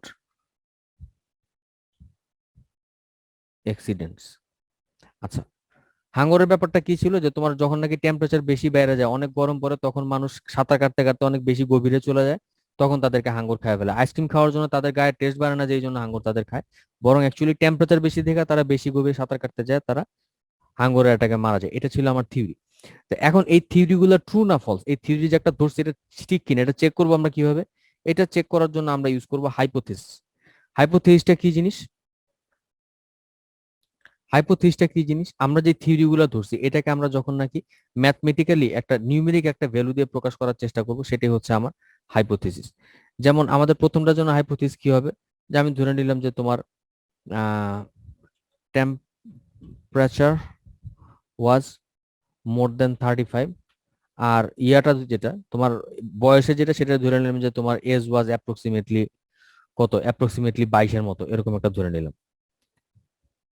approximate চিহ্ন তো এখানে নাই, তাই আমি ধরে নিলাম যে এজ হচ্ছে তোমার 22 বছর। এটা আমি ধরে নিলাম যে এভারেজ, এভারেজ এজ ছিল 22 বছর, আর এভারেজ টেম্পারেচার ছিল তোমার 35, মনে করো, এটা আমি ধরে নিলাম হাইপোথিসিস। তো এখন দেখো, আমরা একটা সমস্যার ব্যাখ্যা করার জন্য আমরা ফার্স্টে দাঁড়া করালাম একটা থিওরি। এই থিওরিটা সত্যি না মিথ্যা চেক করার জন্য আমরা দুইটা নিউমেরিক্যাল স্টেটমেন্ট দাঁড়া করলাম, যেটাকে আমরা বলতেছি একটা হাইপোথিসিস। তো এখন এই হাইপোথিসিসটা ঠিক ছিল কিনা, আমরা যেহেতু একটা নিউমেরিক্যাল ভ্যালু ধরে ফেলছি, এখন আমরা কি করব, আমরা কিছু ডাটা কালেকশন করতে হবে আমাদের, কেন, যে আমাদের হাইপোথিসিসটা সত্যি কিনা চেক করা। তো এটা কি করতে হবে, আমাদের ফার্স্টে বুঝতে হবে যে ডাটাটা কই থেকে কালেক্ট করতে হবে। যেমন যখন টেম্পারেচারের ব্যাপারটা কালেক্ট করবো, আমাদের কি করতে হবে, আমাদের বুঝতে হবে যে কোন জায়গার টেম্পারেচার চেক করতে হবে, যেখানে হাঙ্গর অ্যাটাক করতেছে ওই এলাকার আশেপাশের এলাকার টেম্পারেচার আমাদেরকে চেক করতে হবে, সেখান থেকে আমাদের অ্যাভারেজ বের করতে হবে। তখন আমাদের ঠিক করতে হবে যে ডাটাটা কাদের কাছ থেকে নিব, যারা সাঁতার কাটতে যায়, যারা সার্ফার, তাদের কাছ থেকে ডাটাটা কালেক্ট করতে হবে। এবং আমাদের ডাটা কালেকশনের টেকনিকটা কি হবে, কতজনের ডাটা আমরা কালেক্ট করব, এই জিনিসগুলা এটা আমরা একসাথে বলি রিসার্চ ডিজাইন, এবং এখানেই আমাদেরকে এই স্যাম্পলিং এর টপিকটা চলে আসে। তো তাহলে স্যাম্পলিং জিনিসটা কি? একটা হাইপোথিস সত্যি না মিথ্যা চেক করার জন্য আমরা যে ডাটাটা কালেক্ট করি একটা ডিসিশনে পৌঁছানোর জন্য, এই ডাটা কালেকশনের যে প্রসেসটা, এটাকে আমরা বলি স্যাম্পলিং। আচ্ছা, তো এই স্যাম্পলিংটা আমাদের কোথায় লাগে? স্যাম্পলিংটা আমাদের লাগে শুধুমাত্র প্রাইমারি ডাটাতে। প্রাইমারি ডাটাটা কি ছিল, যে আমরা যখন নাকি একটা রিসার্চের জন্য প্রথমবারের মতো কারো কাছ থেকে ডাটা কালেক্ট করি ফিল্ড থেকে, সেটা ছিল প্রাইমারি ডাটা। প্রাইমারি ডাটা একজন একটা কালেক্ট করছে, সেখান থেকে যখন অন্য একজন নিয়ে ইউজ করবে, সেটা তার জন্য হয়ে যাবে সেকেন্ডারি ডাটা। আর কোনো অফিস বা কোনো অর্গানাইজেশন তার মেম্বারদের যে ইনফরমেশনটা স্টোর করে রাখে, সেটাকে আমরা বলছিলাম ইন্টারনাল ডাটা। আচ্ছা, তো স্যাম্পলিং টেকনিকের উদ্দেশ্যটা কি? স্যাম্পলিং টেকনিকের উদ্দেশ্য হলো গিয়া আমাদের যে ডাটাটা কালেক্ট করতে হবে, এটার জন্য কোনো রকম কোনো বায়াস ছাড়া আমরা কালেক্ট করতে পারি, একটা র্যান্ডম একটা টেকনিক ইউজ করে কালেক্ট করতে পারি, যেখানে আমার কোনো বায়াস থাকবে না, এবং আমাদের যেই জিনিসের ডাটা কালেক্ট করতে চাই তার সব ইনফরমেশন যেন কোনো রকম কোনো বায়াস ছাড়া প্রপারলি আসে, এটা এনশিওর করাই হলো এই স্যাম্পলিং টেকনিকের কাজ। তো এটা দুই রকম ভাবে করা যেতে পারে। একটা হচ্ছে তোমার প্রবাবিলিটি স্যাম্পলিং। প্রবাবিলিটি স্যাম্পলিংটা কিরকম হবে, যে আমার এই স্যাম্পলিং টেকনিকটা যদি এরকম হয় যে এটার মধ্যে কোনো প্রবাবিলিস্টিক টেকনিক আমি ইউজ করতেছি, যে তোমার একটা র্যান্ডমনেস আমি বজায় রাখতেছি, পপুলেশনের প্রত্যেকটা এলিমেন্টের স্যাম্পল আসার কোনো না কোনো একটা প্রবাবিলিটি ডিফাইন করা আছে, তখন আমরা সেটাকে বলতেছি প্রবাবিলিটি স্যাম্পলিং। আর এর বাইরে আমরা আমাদের খেয়াল খুশি মতো যখন একটা ডাটা আমরা কালেক্ট করে নিয়ে আসি, আমার নিজের বায়াস চলে আসছে, যে এই ক্ষেত্রে আমরা বলি যে এটা হচ্ছে তোমার নন প্রবাবিলিটি স্যাম্পলিং। আচ্ছা, তো এরপর আমাদের কিছু বেসিক কনসেপ্ট ছিল। বেসিক কনসেপ্ট গুলো কিরকম, যেমন পপুলেশন। পপুলেশনটা কি জিনিস, যেই অবজেক্ট বা এলিমেন্টের কাছ থেকে আমাদের ডাটা কালেক্ট করতে হবে তার যে টোটাল পসিবল সেটটা, সেটাকে আমরা বলছিলাম পপুলেশন। পপুলেশনের রিপ্রেজেন্টেটিভ পার্টকে আমরা বলছিলাম স্যাম্পল। আচ্ছা, তো পপুলেশনের মধ্যে মনে করো আমরা যে কোনো একটা ফাংশন অ্যাপ্লাই করলাম, পপুলেশনের মিন আমরা বাই করলাম বা মিডিয়ান বাই করলাম। পপুলেশনের উপরে অ্যাপ্লাই করা যে কোনো ফাংশনকে আমরা বলি প্যারামিটার। আর স্যাম্পলের উপরে যখন আমরা কোনো ফাংশন অ্যাপ্লাই করি, সেম ফাংশন পপুলেশনে ইউজ করছি, স্যাম্পলে ইউজ করছি, স্যাম্পলের বেলায় আমরা তখন সেম ফাংশনটাকে বলবো স্ট্যাটিস্টিক। অর্থাৎ স্যাম্পলের উপরে অ্যাপ্লাই করা যে কোনো ফাংশনকে আমরা বলি স্ট্যাটিস্টিক। আর পপুলেশন থেকে স্যাম্পল কালেক্ট করার জন্য যে সার্ভে, তাকে আমরা বলি স্যাম্পল সার্ভে। আর পপুলেশন থেকে স্যাম্পল কালেক্ট করার জন্য যে সার্ভে, তাকে আমরা বলি স্যাম্পল সার্ভে। আর যখন নাকি একটা পপুলেশন, টোটাল পপুলেশনের সবার উপর থেকে ডাটা আমরা কালেক্ট করি, তখন আমরা তাকে বলি সেন্সাস। তাহলে আমি এই জিনিসগুলো বলে দিই। Survey to collect sample from population, এটা হচ্ছে আমার স্যাম্পল সার্ভে। আর survey to enumerate everyone of a population, এটাকে আমরা বলি সেন্সাস। সেন্সাসের বাংলা হচ্ছে আদমশুমারি। আদমশুমারিতে আমরা কি করি, আমাদের দেশে যত লোক আছে সবার ডাটা কালেক্ট করে ফেলি না বাবারা? তোমরা কখন আদমশুমারি দেখছো? আজকে থেকে 10 বছর আগে একটা আদমশুমারি হয়েছিল, তোমরা কি তখন ছোট ছিলা, কিন্তু দেখছিলাম, মনে পড়ে কিছু কিছু? বাসায় 4-5টা লোক আসছিল। স্যার বাসায় সেই ইনফরমেশন দিত। স্যার হ্যাঁ, স্যার এই বছরও হবে স্যার। এই বছর হবে বলছে। এটা তো মানে 10 বছর পর পর হয়, তো 11 সালের পর 21 হয়, মানে কিন্তু করোনার মধ্যে বাসায় বাসায় লোক পাঠানোটা তো রিস্কি। হ্যাঁ হ্যাঁ যেমন আমার ঘরে একজন করোনা পজিটিভ পেশেন্ট আছে, আমার ঘরে যদি কেউ আসতে চায় আমার জন্য এটা এটা আমার মনে হয় যে তার জন্য রিস্ক। আমি নিজে স্যার, মানে এখন তো স্যার ডিজিটাল যুগ, এখন বাসায় আসার কি দরকার আছে? আপনার অনলাইনে তো করা যেতে পারে। আমার সেটা মনে হয় না, অনলাইনে সেটা করা গেলে গণটিকাদান দরকার হইতো না। টিকা দেওয়া তো আলাদা কারণ বিষয়। গণটিকাদানটা অ্যাকচুয়ালি যে করছে, যাওয়ার পরে কিন্তু সবাই ওখানে বসে ইনস্ট্যান্টলি আবার রেজিস্ট্রেশন করছে। রেজিস্ট্রেশন করে তারপর টিকা দিচ্ছে। রেজিস্ট্রেশন ছাড়া তোমার টিকা দিতে হবে না, কারণ তোমার টিকা কার্ডের একটা ব্যাপার আছে, টিকা সার্টিফিকেটের একটা ব্যাপার আছে। রেজিস্ট্রেশন না করে টিকা কাউরই দেয়নি, সবাই রেজিস্ট্রেশন করাই টিকা দিছে। তারপরও চুরি চামারি হয়ে গেছে, দেখো নাই? কোন কোন এক ক্লিনিকের লোক অ্যারেস্ট হয়েছে না, যে সে বাসায় যায় টিকা বিক্রি করছে? দেখছো মডার্নার টিকা যে বিক্রি হয়েছে, দেখছো? জি জি, ফার্মেসি স্যার, উদ্ধার করছে টিকা। ব্যাপক লাভ হয়েছে, কত সস্তায় বিক্রি করছে সে। 500 টাকা করে নাকি পার ডোজ বিক্রি করছে সে। অথচ তোমার অ্যাকচুয়ালি অরিজিনালি মডার্নার এক ডোজ টিকার দাম এখন মার্কেট প্রাইস বোধহয় 21 ইউরো। 21 ইউরো মানে মনে করো তোমার 2100 টাকা পড়ে, যদি এটা ট্যাক্স ভ্যাট সব বাদ দিয়া। অরিজিনালি যে মডার্নার টিকা বিক্রি করতেছে সেটার দাম এখন দাম বাড়ছে, আগে 19.5 ইউরো ছিল, এখন 21.5 ইউরো করছে। সেখানে ঢাকায় বসে 500 টাকা করে যদি এক ডোজ পাওয়া যায়, মন্দ কি? ভালোই তো, সস্তা।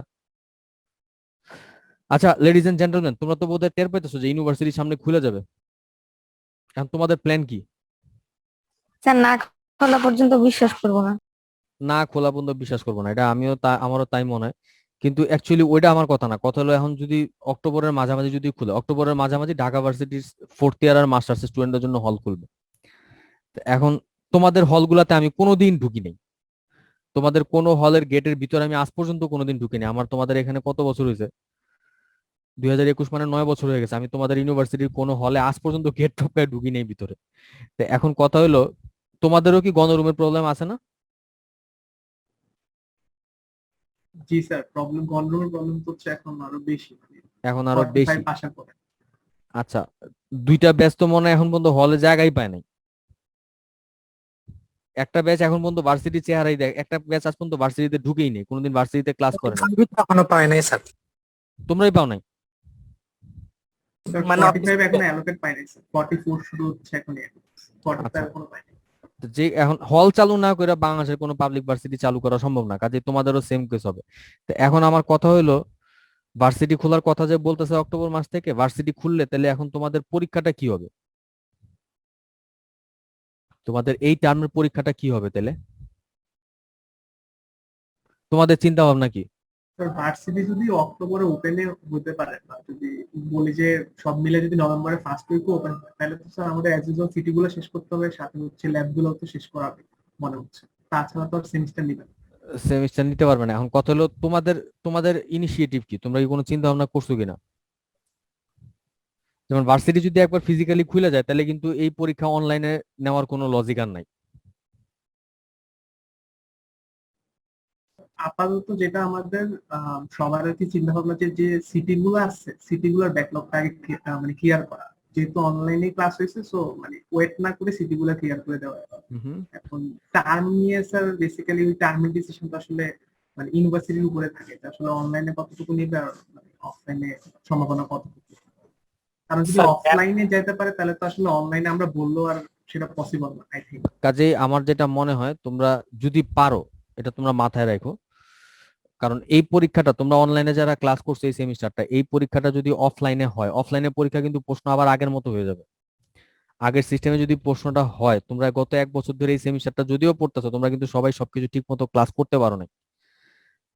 তো যে কারণে তোমাদের জন্য কিন্তু ট্রাবল হইতে পারে। তোমরা চেষ্টা করো তোমাদের এই সেমিস্টারের যে ফাইনাল পরীক্ষাটা অনলাইনে নেওয়ার জন্য তাড়াতাড়ি করে সবকিছু শেষ করার চেষ্টা করো, বুঝছো? এটা স্যার আমার এখনো কাছে। তো রেজাল্ট দেয় নাই, এর জন্য সব আটকে আছে। হ্যাঁ, আমি যেমন মনে করো আমাদের কিন্তু সিলেবাস একদম শেষ, আমরা এখন রিভিউ করতেছি। অনেক সাবজেক্টে তোমাদের এখনো ক্লাস চলতেছে, আমাদের 6 আল্লাহর মধ্যে ক্লাস শেষ। তো এখন আমরা ক্লাস টেস্ট নিতে চাই, কিন্তু ক্লাস টেস্ট নেওয়ার জন্য আমাদের একটু ওয়েট করতে হবে, কারণ আমি যখন কোঅর্ডিনেটর স্যারের সাথে কথা বলছি, স্যার আমাকে বলছে যে তোমাদের আর একটু ওয়েট করার জন্য। লেভেল 1 এর রেজাল্ট দেওয়ার আগ পর্যন্ত ক্লাস টেস্ট নেওয়া যাবে না। স্যার কবে নাগাদ দিতে পারে স্যার রেজাল্টটা, আপনার কোনো আইডিয়া আছে? আমার তো মনে হয় এই সপ্তাহে দিয়ে দিবে, কারণ তোমাদের আমি খাতা স্ক্রুটিনি করতে গেছিলাম 2 সপ্তাহ আগে, মানে গত সপ্তাহের আগের সপ্তাহে গেছিলাম খাতা স্ক্রুটিনি করতে। তো এখন স্কুটি আসলে এগুলো ফুল স্পিডে করা যাইতেছে না, কারণ মনে করো আহ, খাতা মোটামুটি হয়তো সবার দেখা যায়, কিন্তু স্কুটনি করার সময় দেখা যায় যে কারো না কারো সমস্যা আছে। কারণ আমি যখন স্কুটনি করতে গেছি, আমি যা বলছি আমার বাসায় করোনা পেশেন্ট আছে, আমার আলাদা একটা জায়গা দিতে হবে, তা আমার আলাদা জায়গা ম্যানেজ করে দিতে এদের মোটামুটি কষ্ট হয়েছে।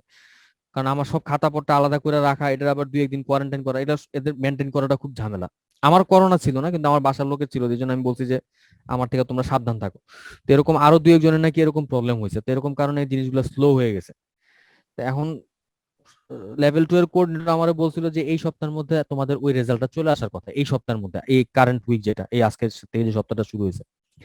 তো এটা হওয়ার পরে আমরা যত তাড়াতাড়ি পারি ক্লাস টেস্ট নিয়ে ফেলবো। স্যার এটা মেজর কোশ্চেন হচ্ছে স্যার, আমাদের কি ল্যাব না হয়ে কিছু সেমিস্টারের দিকে যাবে যদি মানে অনলাইনে হয় আর কি? হুম। ল্যাব না করে কি আমাদের কি সেমিস্টার এক্সামের দিকে যাবে? আপনার কি মনে হয়? না, লেভেল 1 এর রেজাল্ট দেওয়ার আগ পর্যন্ত তোমাদের সেমিস্টার ফাইনালের প্রশ্নই ওঠে না। লেভেল 1 আগে ক্লিয়ার হবে, তারপরে ক্লাস টেস্ট, তারপরে তোমাদের ফাইনাল। লেভেল 1 না স্যার, ল্যাব স্যার, ল্যাবের কথা ও, বলতেছি। তোমাদের ল্যাব সম্ভবত এটা আলাদাই লাগবে, ল্যাবের জন্য এখন আর আটকাবে না। আমার মনে হয় না, ল্যাব নিয়ে কোনো কথা আমার সাথে কখনো কারো হয় নাই, তবে আমার মনে হয় না ল্যাবের জন্য আটকাবে এখন। আগে যেমনে পারে এগুলো আগে ফাইনালটা ক্লিয়ার করবে, করে তারপরে ল্যাবটা যেমনে করবে, কারণ ল্যাব করতে হলে তোমার মনে করো আবার একটা গ্যাদারিং। এমনি তোমরা যে ল্যাব করো, একটা ল্যাবে মনে হয় 30 জন করে থাকো নাকি? জি স্যার, অলমোস্ট 30। তো 30 জন মানে তোমরা যে যে গাদাগাদি করে দাঁড়াইবা, এই জিনিসটা রিস্ক, এখন এই জিনিসটা করা যাবে না, এটার জন্য আরো অনেক সময় লাগবে। আচ্ছা, ভ্যাকসিনেশন নিয়ে আবার বলি, তোমাদের ভ্যাকসিনেশন কি অবস্থা, নিতেছো তোমরা? এখনো স্যার ফার্স্ট স্যার ডোজ পাই। আপাতত স্যার ফার্স্ট ডোজ যারা রেজিস্ট্রেশন করছিল ওরাই এখনো স্যার পায়নি, মানে ওরাই আমার first তোমরা স্যার dose এখন দুই ইয়াটা ডোজ এখনো কমপ্লিট। লেটে যাচ্ছে। এত, হ্যাঁ, কার করলা দুই দুই ডোজ কমপ্লিট? আমার স্যার ভেরি গুড, সার্টিফিকেট নামাইছো? নামাইছি স্যার, ফোনে নামানো আছে, এখনো প্রিন্ট করি নাই। আচ্ছা, প্রিন্ট দরকার নেই, যখন যতক্ষণ লাগে হুদাহুদি কাগজ খরচ করো না। তুমি কোন ডোজ কোনটা পাইছো তুমি? স্যার সিনোফার্মেরটা। সিনোফার্মেরটা। কোনো সাইড ইফেক্ট হয়েছিল? না স্যার, কিছু হয়নি। জ্বর, মাথা ব্যথা, হাতে ব্যথা কোনো কিছু হয় নাই? হাতে ব্যথা হালকা হয়েছিল স্যার, ওই টিকা দেওয়ার পরে যেটুকু ব্যথা হয় ওইটুকু। আর জ্বর বা এগুলো কোনো কিছু হয়নি। না, মানে জাস্ট টিকা দেওয়ার ব্যথাটা পাইছো, অন্য হ্যাঁ, কোনো টিকা ব্যথা দেওয়ার। করেনি? না স্যার, অন্য কোনো ব্যথা। ওইটা সাইড ইফেক্ট না। যেমন মনে করো আমি আমি টিকা দেওয়ার 2-3 ঘন্টা পরের থেকে আমার হাতের ওই জায়গাটা একটু শক্ত হয়ে গেছে, একটু ব্যথা করছে, ব্যথাটা 2-3 দিন করছে। খুব আহামরি না, কিছুটা ব্যথা করছে, সেকেন্ড দিন দেখতাম যে হাত দিয়ে কোনো কিছু করতে পারতাম না, বেশ কষ্ট হইতো করতে। এরকম সাইড এফেক্ট তাহলে তুমি পাও নাই? না স্যার, এরকম কিছু হয় নাই আমার। Very good. আচ্ছা, তো বাবারা আমি দোয়া করি তোমরা সবাই টিকা পাও। আজকে পেপারে দেখলাম লেখছে যে এত ঢাকঢোল পিটানোর পরে নাকি সারা দেশে 4% টিকা দেওয়া হয়েছে। পেপারে হিসাব করছে যে এই স্পিডে টিকা দিতে থাকলে আরো 11 বছর লাগবে। আচ্ছা, আল্লাহ ভরসা। তো স্যার তাহলে তো স্যার এভাবে স্যার যতক্ষণ না সবাইকে টিকা দেওয়া হইতেছে ততক্ষণ তো স্যার ভার্সিটি মানে অফিস মানে অফলাইনে খোলার সম্ভাবনা স্যার নাই বলতেই চলে। কারণ ইউজিসি তো তার আগে সব মানে 100% টিকা হলে তখন খোলার অনুমতি দেবে। আমি শুনছিলাম যে স্টুডেন্টরা নাকি টিকা নিয়ে ফেলছে, আমি অনেকের কাছে শুনছিলাম যে স্টুডেন্টরা অনেক আগে খোলা পাইছে, তারা নাকি নিয়ে ফেলছে। তা এখন আমি তোমাদের সাথে চেক করতে যে আমি হতাশ হইতেছি, আমি দেখতেছি যে ম্যাক্সিমাম এর কোনো খবরই নেই। এটা এরকম না যে তোমাদের ইউজিসি ইচ্ছা তো নাই, তোমরা রেজিস্ট্রেশন করে রাখছো, কোনো খবর নেই, কোন তোমাদের ডাকতেছে না তোমাদের। ইউজিসি তো রিপোর্ট চাইছিল স্যার, মানে হচ্ছে স্টুডেন্টদের মধ্যে যাদের এনআইডি আছে, এনআইডি নেই, যাই হোক না কেন, মানে ওদেরকে রিপোর্ট দিলে ওরা ওই হিসেবে প্রসেস করে সম্ভবত, মানে এখন মানে ইউনিভার্সিটি স্টুডেন্টদের উপর ফোকাস করতেছে ভ্যাকসিনেশন, যেটা মেডিকেলের স্টুডেন্টদের সময় বুঝছিল। হ্যাঁ, কিন্তু কথা হলো গিয়া তোমার এখন এটা করতে যায় তো আরেক সমস্যা বের হয়েছে, যেমন ওই যে সমস্যা বের হয়েছে যেটা যে বাংলাদেশের অনেকেরই এখন এনআইডি নেই। নতুন একটা গ্যাঞ্জাম বের হয়েছে না এখন, এনআইডি যে নাই। জি স্যার। এনআইডি নাই, এনআইডি পাওয়া তো সোজা কথা না। এনআইডি পাওয়া তো সোজা কথা না। আমার এনআইডির মধ্যে আমি আমার স্মার্ট কার্ড যেটা দিছে, স্মার্ট কার্ডের মধ্যে ভুল ছিল। তো আমি 2019-এ দেশে ফেরার পরে ওইটা সলভ করতে গেছি। তোমরা বিশ্বাস করবা না, আমার পুরো 6টা মাস লাগছে এটা সলভ করতে, জানো? এনআইডির মধ্যে একটা ইনফরমেশন ভুল ছিল স্মার্ট কার্ডে, ওইটা কারেকশন করতে পুরো 6টা মাস তারা আমার ফাইলটা নিয়ে ফালায় রাখছে। 6 মাস পরে তারা দিছে একটা প্লাস্টিক কার্ড, ওই যে তোমার ওই আগে লেমিনেটেড কার্ড একটা দিছে। আমার এই মুহূর্তে স্মার্ট কার্ড নাই। স্মার্ট কার্ড আর লেমিনেটেড কার্ডের নাম্বার সেম, কিন্তু লেমিনেটেড কার্ড যেটা সেটার মধ্যে আবার একটা মেয়াদ দেওয়া আছে, এত তারিখের পরে এটা কাজ করবে না। তো এখন এত তারিখের পর আমি কই যাবো আমি জানি না, এরপরে কি আমি আর বাংলাদেশের নাগরিক থাকবো নাকি না আমি তাও জানি না। তো এখন কথা হলো এনআইডি। স্মার্ট কার্ড দিচ্ছে স্যার, মানে আপনারটা যে চলে আসা থাকে স্যার, তাহলে আপনি এখন গেলে হয়তো পেতেও পারেন, বলা যায় না। স্মার্ট কার্ড দিতেছে, তুমি শিওর? আমি নিয়ে আসছি স্যার কিছুদিন আগে। মানে তোমার আমরা বাসা যারা কোন জায়গায়? স্যার আমার বাসা বগুড়াতে, বাট আমরা যারা নিউলি স্যার 2019-এ মেবি আমাদের রেজিস্ট্রেশন হয়েছিল স্যার, আমরা কার্ড পেয়ে গেছি স্যার। স্যার আপনি যে হচ্ছে স্যার সলভের এখন স্যার সলভ যারা করতেছে তাদেরটা এখন পাবে কিনা স্যার আমি শিওরলি বলতে পারতেছি না। আল্লাহ জানে। আমি আমাদের অফিসে যে গেছি, আমার বলছে যে এদের কোনো স্মার্ট কার্ডই এখন নাই। বাংলাদেশে স্মার্ট কার্ডের আকাল চলতেছে তোমার এই, মানে আমাদের এদিকে গত বেশ কয়েক বছরের মধ্যে কেউ স্মার্ট কার্ড পায় নাই। না স্যার আমরা পেয়ে গেছি স্যার, মানে কিছুদিন আগে পাইছি স্যার, মানে 2019-এ স্যার আমাদের রেজিস্ট্রেশন হয়েছিল। তো আচ্ছা, স্যার এবার এসে মানে 21-এ এসে পাইলাম। দেখি তাহলে নবজাতকদের একবার চেহারা দেখা আসবো যদি দেয়। আবার এর মধ্যে তো এদের তো একটা ভেজালও চলতেছে, এখন নাকি বলতেছে এনআইডি আর এদের আন্ডারে রাখবে না, এরকমও তো বলতেছে। এনআইডি তো তোমার স্বরাষ্ট্র মন্ত্রণালয়ের আন্ডারে চলে যাবে না, এটা নিয়ে কি করে আল্লাহ মাহবুব জানে। হোয়াটএভার। তো বাবারা তোমরা যারা টিকা রেজিস্ট্রেশন করো নাই, রেজিস্ট্রেশনটা করে ফেলাও, টিকাটা দাও। স্যার আপনি এই যে বললেন স্যার প্রায়োরিটি পাইতেছে স্টুডেন্টরা, স্যার আমি তো স্যার ওই স্টুডেন্টের যে অপশনটা আছে স্যার সেটার আন্ডারে কইরা তো স্যার 1 মাস পার হয়ে গেল স্যার, পাইতেছি না। তাহলে স্যার এটা খুলতে খুলতে স্যার আর কত দেরি হবে স্যার, আমি এটাই ভাবতেছি স্যার। তাহলে আমার এটা মনে হয় না এটার উত্তর শুধু আল্লাহ জানে, আমরা জানি না। এগুলো এই দেশে অনেক কিছুর কোনো উত্তর খুঁজে পাওয়া যায় না। এই দেশের কোনো উত্তর কোনোদিন খুঁজে পাওয়া যায় না। আর নাহলে তুমি আমারে কও বাবা, আমার স্মার্ট কার্ডের মধ্যে আমার জন্মস্থান লেখা রাখছে শেরপুর, বুঝছো? জি আমার স্যার। বাপের জন্য আমি শেরপুরের 50 মাইলের মধ্যেও যাইনি, এবং যদ্দূর শুনছি আমার বাপ মাও জীবনে কোনদিন শেরপুরে যায়নি। আর আমি শেরপুরে কেমনে হইলাম, হইয়া রাখছে, দিয়া রাখছে। ভুল এটা করবে ওরা, কিন্তু টাকা দিয়ে ঠিক করতে হবে আপনার, এটাই হচ্ছে নিয়ম ভুল স্যার। শ্রদ্ধাইতে হয়েছে আমার, এবং এবং এদের যে বিহেভ, মানে একটা সরকারি অফিসে বিহেভ দেখলে না জুতা খুলে পিটাইতে ইচ্ছা করে।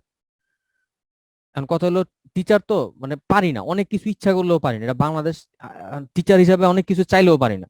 অনেকগুলো অফিস আছে, গেলে মন রাখছে যে জুতাটা খুললে এক পাশ থেকে পিটানি শুরু করি। আমার আমার আমার বাপ মাও সরকারি চাকরিজীবী ছিল, তাদেরও সেম কথা ছিল যে কিছু জায়গা আছে যে গেলে মন চায় যে এক জায়গা থেকে পিটানো শুরু করি। এই দেশ কবে সোজা হবে আল্লাহ জানে। What ever. তোমরা বাবারা যারা রেজিস্ট্রেশন করো নাই, তোমরা একটু কাইন্ডলি রেজিস্ট্রেশনটা করে ফেলো। দেখো যখনই টিকা পাও রেজিস্ট্রেশনটা করে ফেলো, যখনই পারো রেজিস্ট্রেশনটা করে ফেলো। তোমাদের সবার তো এনআইডি আছে নাকি? তোমাদের অনেকে নাই, এরকম আছে তো বোধহয় অনেকে, নাকি? স্যার নাই এ নাই। অনেকেরই স্যার নাই। অনেকেরই নাই। এই সমস্যার সমাধান কে দিব? স্যার সবচেয়ে বড় ভেজাল হইতেছে স্যার, মানে যাদের এনআইডি করবে করতে স্যার মানে হইতেছে ডিজিটাল স্যার জন্ম নিবন্ধন লাগে অনেকের। ওই ডিজিটাল জন্ম নিবন্ধন করতে বাবা মার ডিজিটাল জন্ম নিবন্ধন লাগে স্যার, এই ভেজাল গুলো স্যার অতিরিক্ত মনে কোনো সময় নিয়ে নেয়।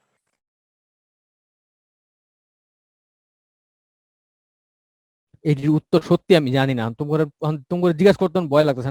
তোমরা আমার নতুন নতুন সমস্যার কথা কইতেছো, আমি কি উত্তর দিব জানি না। হোয়াট এভার, আমার মাফ করে দিয়ে, সবকিছুর উত্তর আমার কাছে নাই। তোমাদের যাদের কাছে এনআইডি আছে তোমরা একটু রেজিস্ট্রেশনটা করে ফেলো, টিকা দেওয়ার ব্যবস্থা করো। স্যার তারপরে আব্বু আম্মুর হইলো ডিজিটাল জন্ম নিবন্ধন করা লাগতো ওই ছোট ভাইয়ের স্কুলের জন্য। তো ওইটা করার জন্য এখন দেখতেছে আমার নানা নানির জন্ম নিবন্ধন লাগবে, দাদা দাদিরও জন্ম নিবন্ধন লাগবে। তারা তখন গেছে মইরা, আমি পামো কখন? এটাই তো বুঝতেছি না আমি। মানে এমন সব অদ্ভুত নিয়ম করে রাখছে যেগুলোর কোনো আগামাথা নাই, জানো? মানে স্যার ব্যাপারটা কি, আমাদেরটা করতে বাবা মারটা লাগতেছে, বাবা মারটা করতে আবার দাদা দিন নানা নানিটা লাগতেছে, ব্যাপারটা হে- এইরকম। আচ্ছা, এরা এখন মনে করো আমাদের দাদা দাদি নানা নানি যারা, এরা বহুত বছর আগের জেনারেশন, তখনকার সময় এই জিনিস ছিলই না, এরা তখন করতে পারবে না। হ্যাগোরটা করতে তো হ্যাগোর বাপ মারটাও লাগবে। যাও, এই লুপ তো একটা বানায় রাখছে, এই লুপ হোল তো এখানেও আছে। এর এখন মনে করো আমার নানা নানি বাইচা আছে, এরা মনে করো গেল করতে, বলবে যে আপনার আব্বা আমার রেজিস্ট্রেশন নিয়ে আসেন, তো হেরা করতে করবো, ওই লোক ওই এখন আছে বাইচা। একটা আইন মানে বানায় রাখে, লেখা রাখে, যেগুলোর কোনো মানে প্র্যাকটিক্যাল কোনো অ্যাপ্লিকেশন নাই। তোমাদের একটা দুঃখের কথা বলি, শুনো, আমার আব্বা মারা গেছে গত বছর, বুঝছো? তো ওনার একটা নমিনির পারপাস আমি ব্যাংকে গেছি। তো ব্যাংকের মধ্যে লেখা রাখছে যে তোমার যে মানে ওনার যে অ্যাকাউন্টটা, ওনার যে জিনিসটার জন্য গেছি, অ্যাকাউন্ট হোল্ডারের রিসেন্ট ছবি দরকার। আমি ব্যাংক একজনের বলছি যে আমার আব্বা তো মারা গেছে 4 মাস আগে, এখন ওনার রিসেন্ট ছবি যদি আনতে, আমি কবরস্থানে যাই ছবি তুলতে চেষ্টা করি, আমার লোকজন ধরে পিড়ে আমি কি করবো? আর লাশ হতে যদি না আসতাম, পুচা মুচা গেছেন, আমি কি করবো? লোকটা খুব বিরক্ত হয়েছে, তাই আমি বললাম যে তাহলে আপনি এটা লেখা রাখছেন কেন? সে কোনো কথার উত্তর দেয় না। তো এরকম অদ্ভুত অদ্ভুত সব নিয়ম করে রাখছে যেগুলোর কোনো আগা মাথা নাই, এরকম সব অদ্ভুত সব কাজকর্ম এরা করে রাখছে। আচ্ছা বাবারা, ওটি কয়ে লাভ নাই, এই দেশে জন্ম নিছো মানে এগুলো ভাগ্যে থাকবে, কিছু করার নাই, ভাগ্যরে গালি দিতে থাকা, এর চেয়ে বেশি কিছু করার নাই। আচ্ছা, আমি আবার স্যাম্পলিং শুরু করি, যত তাড়াতাড়ি পারি শেষ করা আমার টার্গেট থাকবে এখন। ওকে। তো পপুলেশনের যে কোনো ফাংশন আমরা বলছিলাম প্যারামিটার, স্যাম্পলের যে কোনো ফাংশন আমরা বলছিলাম স্ট্যাটিস্টিক। পপুলেশন থেকে স্যাম্পল কালেক্ট করার যে সার্ভে, সেটাকে আমরা বলছিলাম স্যাম্পল সার্ভে। আর পপুলেশন থেকে যখন সবাই আমরা সার্ভে করি, সেটাকে আমরা বলি সেন্সাস। আচ্ছা, তো এখন দেখো, তোমার একটা স্যাম্পল যদি এরকম হয় যেটা আমরা কোনো প্রবাবিলিটি স্যাম্পলিং ইউজ করে করতেছি, তখন আমরা সেটাকে বলি র্যান্ডম স্যাম্পল। আর পপুলেশন আর টার্গেট পপুলেশন বলে দুইটা জিনিস আছে, দুইটা একটা একটা থেকে আলাদা। একটা ছোট এক্সাম্পল দিই। মনে করো তোমাদের ক্লাসের উপরে সেম এক্সাম্পল দিয়েছিলাম যে আমি মনে করো বাংলাদেশের পাবলিক ভার্সিটির চানাচুরওয়ালারা কি অবস্থায় আছে, তাদের এই মুহূর্তে অর্থনৈতিক অবস্থা কি, এটার উপর একটা সার্ভে আমি করতে চাই। তাইলে আমার পপুলেশন কারা? পপুলেশন হলো বাংলাদেশের যত চানাচুরওয়ালা আছে সবাই হলো আমার পপুলেশন। কিন্তু টার্গেট পপুলেশন হবে কারা, যে কাদের কাছ থেকে অ্যাকচুয়ালি আমার ডাটাটা কালেক্ট করতে হবে। ডাটাটা আমার কালেক্ট করতে হবে শুধুমাত্র ভার্সিটি গুলোতে যারা চানাচুর বিক্রি করে, শুধুমাত্র এদের কাছ থেকে আমার ডাটাটা কালেক্ট করতে হবে। কাজেই চানাচুরওয়ালা যারা, চানাচুরওয়ালারা হলো গিয়ে আমার টোটাল পপুলেশন। আর চানাচুরওয়ালা ফ্রম পাবলিক ভার্সিটিস, এরা হচ্ছে আমার টার্গেট পপুলেশন। এদের কাছ থেকে আমার ডাটাটা কালেক্ট করতে হবে। পপুলেশন থেকে আমি ডাটা কালেক্ট করি না, রেদার আমি টার্গেট পপুলেশন থেকে আমার ডাটাটা কালেক্ট করি। তো এখন মনে করো আমি বাংলাদেশের সব পাবলিক ইউনিভার্সিটি চানাচুরওয়ালাদের একটা লিস্ট আমি পাইলাম, একটা টার্গেট পপুলেশন আমি পাইলাম। এই টার্গেট পপুলেশনটারে যখন নাকি আমি একটা লিস্ট করে ফেলবো, একটা রিটেন আকারে একটা লিস্ট করে ফেলবো, সেটাকে আমরা বলি স্যাম্পলিং ফ্রেম। আমি আবার বলতেছি, একটা টার্গেট পপুলেশনের সবাই যখন একটা লিস্ট আমি করে ফেলবো, সেটাকে আমরা বলি স্যাম্পলিং ফ্রেম। আচ্ছা, তো এটাই ছিল আমার বেসিক কনসেপ্ট। তো এখন আসো স্যাম্পলিং এর স্টেপ গুলা কি কি। প্রথম কাজ হলো যে আমার পপুলেশন কোনটা সেটাকে ক্লিয়ারলি ডিফাইন করতে হবে। টার্গেট পপুলেশন কোনটা সেটা আমার ডিফাইন করতে হবে। টার্গেট পপুলেশন থেকে স্যাম্পলিং ফ্রেম বানাইতে হবে। তারপর আমার ঠিক করতে হবে যে আমার স্যাম্পলিং মেথডটা কি হবে, কোন মেথড ইউজ করে আমি ডাটাটা কালেক্ট করব। স্যাম্পল সাইজ কি হবে, কত সাইজের ডাটা কালেক্ট করতে হবে। এরপর আমি আমার স্যাম্পলিং মেথডটা ইউজ করে আমি আমার ডাটাগুলো কালেক্ট করে ফেলবো। এই হচ্ছে আমার স্যাম্পলিং এর টোটাল স্টেপগুলো। আচ্ছা, তো এখন কথা হলো গিয়া স্যাম্পলিং এর মধ্যে অনেক ভুলও হইতে পারে। তো এই ভুলগুলোর আমরা মোটা দাগে দুই ভাগে ভাগ করি, একটা হচ্ছে তোমার স্যাম্পলিং এরর, আর একটা হচ্ছে তোমার নন স্যাম্পলিং এরর। স্যাম্পলিং এররটা কি? স্যাম্পলিং এররটা হয় আমার স্যাম্পলিং এর যে মেথডটা আমরা অ্যাপ্লাই করতেছি, যেটা প্রবাবিলিটি স্যাম্পলিং হোক আর নন প্রবাবিলিটি স্যাম্পলিংই হোক, এই স্যাম্পলিং এর মেথডটার কারণে আমার যে ভুলটা আসে, এটাই হচ্ছে আমার স্যাম্পলিং এরর। তো এটা মেইনলি অ্যাকচুয়ালি হয় আমাদের প্রবাবিলিটি স্যাম্পলিং গুলাতে। তো এটা কিরকম হইতে পারে, যে আমার সিলেকশন প্রবাবিলিটি, যেটা প্রত্যেকটা এলিমেন্টের যে একটা সিলেকশন প্রবাবিলিটি আছে, এই প্রবাবিলিটি এস্টিমেশনে যদি কোনো ভুল হয়, সেটা একটা ভুল হইতে পারে, এটাকে আমরা বলি সিলেকশন বায়াস। আর এর বাইরে র্যান্ডম স্যাম্পলিং এরর একটা হয়, এটা হচ্ছে যে আমার স্যাম্পলিং মেথড আমি যেটা চয়েস করছি, এই মেথডের নিজস্ব কিছু এরর আছে, প্রত্যেকটা মেথডেরই কিছু নিজস্ব এরর ডিফাইন করা আছে। ওই এররটার থেকে যে ভুলটা আসে সেটাকে আমরা বলি র্যান্ডম স্যাম্পলিং এরর। আচ্ছা, এর বাইরে বাকি সবই হচ্ছে আমার non probability sampling error, non sampling error. Non sampling error গুলো কিরকম হতে পারে, এখানে তোমার ওভার কভারেজ হতে পারে, যে আমার ডাটা কালেক্ট করতে বললো যে 20 জনের, আমি তার চেয়ে বেশি লোকের ডাটা কালেক্ট করে ফেললাম। আন্ডার কভারেজ হতে পারে, মনে করো আমার 2000 লোকের ডাটা কালেক্ট করার কথা, আমি 1000 লোকের ডাটা কালেক্ট করে চলে আসলাম, আন্ডার কভারেজ হতে পারে। মেজারমেন্ট এরর আসতে পারে, আমরা যে মেজারমেন্ট গুলো নিতেছি, ডাটা যেই ডাটাটা কালেক্ট করতেছি সেখানে আমার মেজার করায় ভুল আসতে পারে। যেমন মনে করো একজন হলো মেল, আমি তার ডাটা কালেক্ট করার সময় লিখে নিয়ে আসলাম ফিমেল, এরকম একটা হইতে পারে। আচ্ছা, বাকি আরেকটা এরর যেটা হইতে পারে তোমার প্রসেসিং এরর। প্রসেসিং এররটা কিরকম? প্রসেসিং এররটা হলো কি, আমরা যে কোনো ডাটা কালেক্ট করার পরে আমরা করি কি, সেখান থেকে তোমার ইয়ে করি, এই যে কোনো ডাটা কালেক্ট করার পরে আমরা করি কি তোমার, কই গেল, এক সেকেন্ড, যে কোনো ডাটা কালেক্ট করার পরে আমরা করি কি, এটাকে কোড করে ফেলি। কোড করে আমরা এটাকে সফটওয়্যারে ইনপুট দিই। তো এই সফটওয়্যারে যখন ইনপুট দিই, দেওয়ার পরে ডাটাগুলো দেখতে কিরকম হয় দেখো, মনে করো আমি তোমাদের একটা ছোট এক্সাম্পল দিই। আহ কোনো মোমেন্ট। আচ্ছা, মনে করো এটা একটা ডাটা। তো আমরা এটা তোমার ওই ডাটা যখন আমরা কালেক্ট করি, কালেক্ট করার পরে এই টাইপের কোনো না কোনো একটা সফটওয়্যার আমরা ইনপুট দিই। তো এই ইনপুট গুলো যখন দিই, তখন আমরা এটাকে ফার্স্ট এরকম কোডে ভাগ করে নিই, অনেকগুলো কোডিং করে নিই। কোডিং করে তারপর সেখানে আমরা এই ডাটাগুলোকে এন্ট্রি দিই। তো এই এন্ট্রি দেওয়ার সময় একটা ভুল হইতে পারে, এই ভুলগুলাকে আমরা বলি তোমার প্রসেসিং এরর। এটা ডাটা কোডিং এর সময় ভুল হইতে পারে, ডাটা ইনপুটের সময় ভুল হইতে পারে, পুরোটাই হচ্ছে আমার কোডিং এরর। আর এর বাইরে যে কোনো সার্ভেতে একটা কমন প্রবলেম হলো নন রেসপন্স, যে আমি যার কাছে ডাটা কালেক্ট করতে গেলাম, সে এই ডাটাটা দিতে রাজি হইলো না, অথবা সে একটা পার্টিকুলার প্রশ্নের উত্তর দিতে রাজি হইলো না। তো এরকম ক্ষেত্রে দেখা যায় কি, যে আমরা যে ডাটাটা কালেক্ট করছি, এই ডাটাটা কালেকশনের সময় দেখা যায় যে কিছু ঘর ফাঁকা, এখানে কোনো উত্তর নাই। এই যে মনে করো আমি এই লোকটারে প্রশ্ন করছি, এই যে এই লোকগুলারে যখন নাকি আমি প্রশ্ন করছি, এরা করছে কি, আমার এই প্রশ্নটার কোনো উত্তর দেয়নি। তো এই যে প্রশ্নটার উত্তর দেয়নি, তখন এখানে একটা নন রেসপন্সের প্রবলেম আসছে, যে আমরা এখানে কোনো উত্তর পাইতেছি না, এটা কোনো উত্তর আমাদের জানা নাই, কারণ সে আনসার দেয়নি। তো এই প্রবলেম গুলোকে আমরা বলি নন রেসপন্সার। এটা যে কোনো সার্ভেতে, যে কোনো ডাটা কালেকশনের সময় এটা কমন, যে কিছু নন রেসপন্স এখানে অকার করে। আচ্ছা, এবার আমরা চলে যাবো প্রবাবিলিটি স্যাম্পলিং এ। তো একদম বেসিক প্রবাবিলিটি স্যাম্পলিং হচ্ছে তোমার simple random sampling. Simple random স্যাম্পলিংটা কেমনে করি? এটা একটা টেকনিক যেখানে নাকি আমার পপুলেশনের প্রত্যেকটা এলিমেন্টের স্যাম্পলে আসার প্রবাবিলিটি সমান, ইকুয়াল প্রবাবিলিটি। তো এটা কেমনে করা যায়? এটা করার জন্য দুইটা বেসিক উপায় আছে। একটা হলো যে আমরা লটারি করতে পারি। লটারি মেথডে আমরা জাস্ট একটা ব্যাগের মধ্যে মনে করো সবার নাম অথবা আইডি নাম্বার লেখা ভালো মতো ঝাঁকাইলাম, ঝাঁকায় তুলে নিয়ে আসলাম, সবার আসার প্রবাবিলিটি সমান। আরেকটা হইতে পারে র্যান্ডম নাম্বার টেবিল বা জেনারেটর ইউজ করা। আচ্ছা, তোমাদেরকে ক্লাসে আমি দেখাইছিলাম কেমন র্যান্ডম নাম্বার টেবিল ইউজ করতে হয়, তো আমি আবার দেখাই। মনে করো এটা একটা র্যান্ডম নাম্বার টেবিল। তো এখান থেকে মনে করো আমি ঠিক করলাম যে প্রথম দুইটা কলাম ইউজ করব আমাদের ডাটা কালেকশন করার জন্য তোমাদের ক্লাস থেকে। আমি মনে করো 5 জনের ডাটা কালেক্ট করবো তোমাদের ক্লাস থেকে।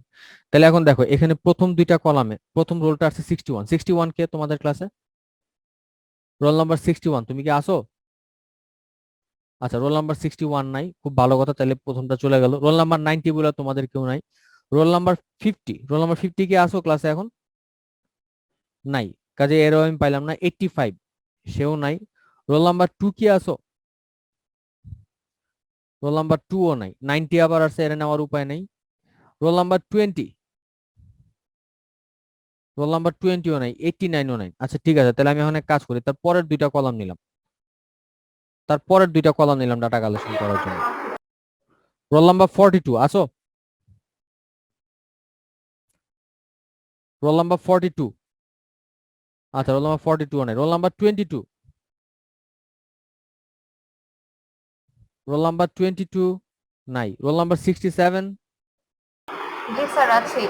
আচ্ছা একজন পাওয়া গেছে, রোল নাম্বার 67। তাহলে রোল নাম্বার 67 হলো গিয়ে আমার প্রথম স্যাম্পল। আচ্ছা, তারপরে 42 আবার আসছে, এটা নাই অলরেডি দেখছি। রোল নাম্বার 51 আসো? রোল নাম্বার 51 নাই। রোল নাম্বার 63 নাই। 99 বলে কিছু নাই। আচ্ছা, তাহলে এখন আমি কি করব? একটা মাত্র পাইছি, তাহলে আমি এক কাজ করি, এখন আমি এই পাশের দুইটা কলাম নেওয়া শুরু করি। এই পাশের দুইটা কলাম নেওয়া শুরু করলাম। রোল নাম্বার 20 আসো? নাই। 27 নাই। রোল নাম্বার 71, হ্যাঁ রোল নাম্বার 71 আছে, মিস্টার পিয়াম ফুয়াদ আছে, তাহলে এই হলো আমার সেকেন্ড স্যাম্পল। রোল নাম্বার 10 নাই, রোল নাম্বার 19 নাই, রোল নাম্বার 61, রোল নাম্বার 61, আচ্ছা এও নাই। 88 আর 78 তোমাদের ক্লাস, আচ্ছা 78 আছে, রোল নাম্বার 78 হচ্ছে শহীদা শারমিন উর্মি। আচ্ছা রোল নাম্বার 78 হলো আমার নেক্সট স্যাম্পল। আচ্ছা তাহলে আমাদের তিনজন হইলো। আচ্ছা এবার আমি চলে যাব তারপরে দুইটা কলামে। রোল নাম্বার 41, রোল নাম্বার 41, আচ্ছা 41 নাই, 99 নাই, রোল নাম্বার 14 এও নাই, 00 বলে কোনো আইডি তোমাদের নাই। রোল নাম্বার 76, হ্যাঁ আচ্ছা 76 আছে, ইস্পিতা আছে, তাহলে ইস্পিতা হলো গিয়ে আমার 4 নাম্বার স্যাম্পল। রোল নাম্বার 98 96 তোমাদের এক্সিস্ট করে না। রোল নাম্বার 73, আচ্ছা রোল নাম্বার 73ও তোমাদের নাই। তাহলে এখন কি করব? তাহলে আমি একটা কাজ করি, এদিক থেকে আরো 4টা কলাম নিলাম, এদিক থেকে আরো 2টা কলাম নিলাম, নেওয়ার পরে 86 নাই, রোল নাম্বার 4 নাই, 97 নাই, রোল নাম্বার 8 নাই, রোল নাম্বার 15 হ্যাঁ আছে, মিস্টার শাহরুজ আছে। তাহলে আমাদের 5 জনের স্যাম্পল হয়ে গেল। তো এরকম আমরা যেটা করব, আমরা যে কোনো 2টা বা 3টা কলাম নিব, নিয়ে সেখান থেকে আমরা দেখবো যে আমাদের স্যাম্পলিং ফ্রেম যেটা, সেখান থেকে আমরা আইডি খুঁজে খুঁজে দেখবো যে ওই আইডিটা আছে কিনা। ওই আইডিটাই হবে আমার স্যাম্পলের অত নাম্বার এলিমেন্ট, যতক্ষণ পর্যন্ত আমার স্যাম্পলটা ফিল আপ করা না হয়। আচ্ছা এখন এই 2টা বা 3টা কলাম আমরা যে কোনো দিক থেকে নিতে পারি, খালি উল্লেখ করে দিতে হবে যে আমরা র্যান্ডম নাম্বার টেবিলের এত এত নাম্বার কলাম গুলো ইউজ করছি আমাদের স্যাম্পলটা নেওয়ার জন্য, তাই এটা বললেই হয়ে যাবে। আচ্ছা এটা গেল একটা স্যাম্পলিং। আরেকটা হইতে পারে কি, যখন নাকি আমার স্যাম্পলিং ফ্রেমটা আমি শিওর না যে এখানে মোট কতজন এলিমেন্ট থাকতে পারে, বা মার্কেট রিসার্চের সময় আমরা খুব ইউজ করি, আমরা করি কি একটা লোকরে স্যাম্পলে ঢুকানোর পরে তার 5 জন বা 10 জন বা 20 জন পর পর যে আসে তারে আমরা আমার স্যাম্পলের মধ্যে ইনক্লুড করতে থাকি একটা সিস্টেম ফলো করে। এই স্যাম্পলিংটাকে বলা হয় সিস্টেমেটিক স্যাম্পলিং। এটা কিরকম? এটা করার জন্য আমরা করি কি, আমরা আমাদের পপুলেশন সাইজ যে ক্যাপিটাল এন সেটা বাইর করি, এবং সেটাকে আমাদের স্যাম্পল সাইজ স্মল এন দিয়ে ভাগ করি, করলে একটা রেশিও পাই কে। পাওয়ার পরে আমরা করি কি, মনে করো আমাদের এই 1 থেকে কে পর্যন্ত যে নাম্বারগুলো আছে, এখান থেকে একটা নাম্বার আমরা সিম্পল র্যান্ডম স্যাম্পলিং এর সাহায্যে চুজ করি। করার পরে মনে করো আমাদের প্রথম এলিমেন্টটা আসলো, ধরো 6 নাম্বার যে সে আসলো আমার প্রথম এলিমেন্ট, তাহলে 6 এর সাথে ওই কে এর যে মানটা আছে সে হচ্ছে আমার সেকেন্ড স্যাম্পল। 6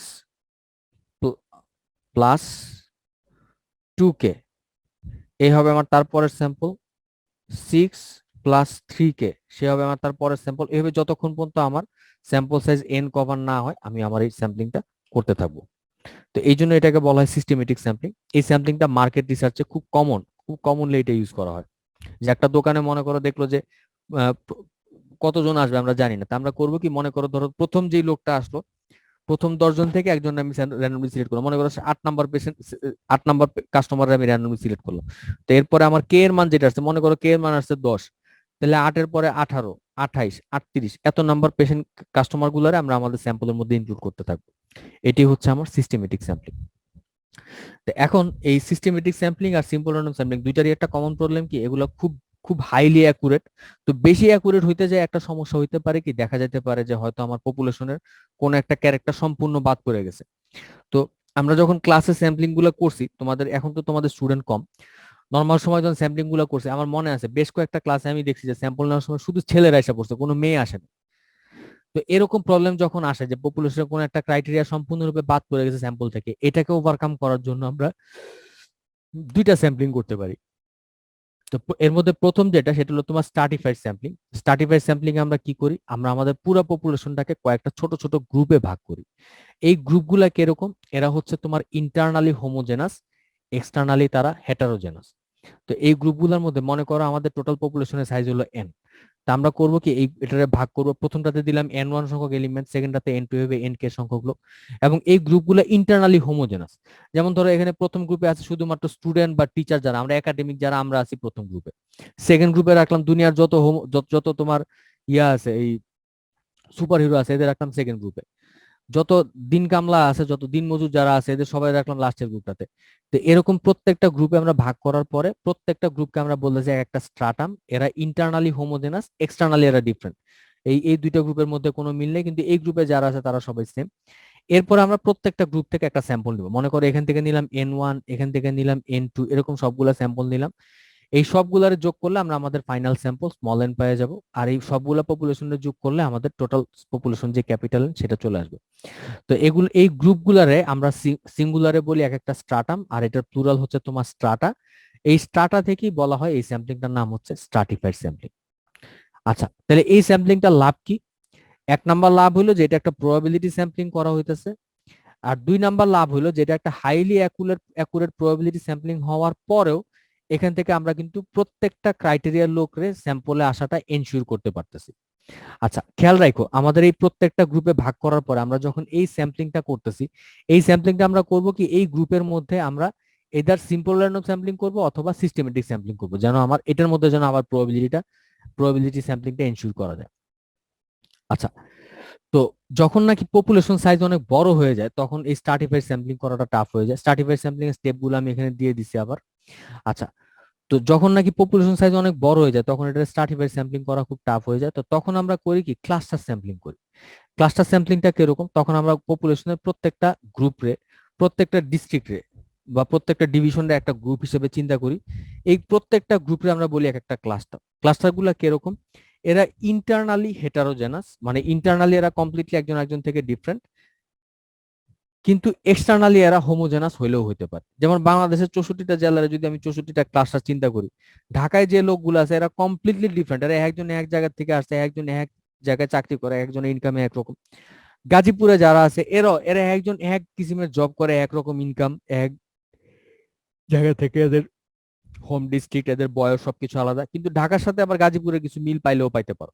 তো এরকম পপুলেশনরে ক্লাস্টারে ভাগ করার পরে আমরা স্যাম্পলিংটা দুইভাবে করতে পারি। একটা হইতে পারে তোমার সিঙ্গেল স্টেজ ক্লাস্টারিং, যে আমরা যতগুলা ক্লাস্টার আছে এখান থেকে একটা বা দুইটা ক্লাস্টারে আমরা আমাদের ওই সিম্পল র্যান্ডম স্যাম্পলিং বা সিস্টেমেটিক স্যাম্পলিং করে চুজ করব, করার পরে এই ক্লাস্টার গুলোতে যারা আছে এদের সবার ডাটা আমরা কালেক্ট করে ফেলবো।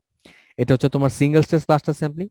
আর আরেকটা হইতে পারে যে আমরা মনে করো যতগুলা ক্লাস্টার আছে এখান থেকে 2টা বা 3টা ক্লাস্টারে ফার্স্টে আমরা স্যাম্পলের মধ্যে চুজ করলাম সিম্পল র্যান্ডম স্যাম্পলিং বা সিস্টেমেটিক স্যাম্পলিং করে, করার পরে যেই 2টা বা 3টা ক্লাস্টার আমার স্যাম্পলের মধ্যে আসলো সেই ক্লাস্টার গুলোর ভিতরে আমরা আরেক দফা স্যাম্পলিং করবো, প্রত্যেকটা ক্লাস্টার থেকে আরেকটা সিস্টেমেটিক বা সিম্পল র্যান্ডম স্যাম্পলিং করে আরেকটা স্যাম্পল নিয়ে আসবো। এই ফাইনাল স্যাম্পল গুলো একসাথে করলে আমরা আমাদের একদম ফাইনাল স্টেজের স্যাম্পলটা পাবো। এই স্যাম্পলিংটাকে বলা হয় মাল্টি স্টেজ ক্লাস্টার স্যাম্পলিং।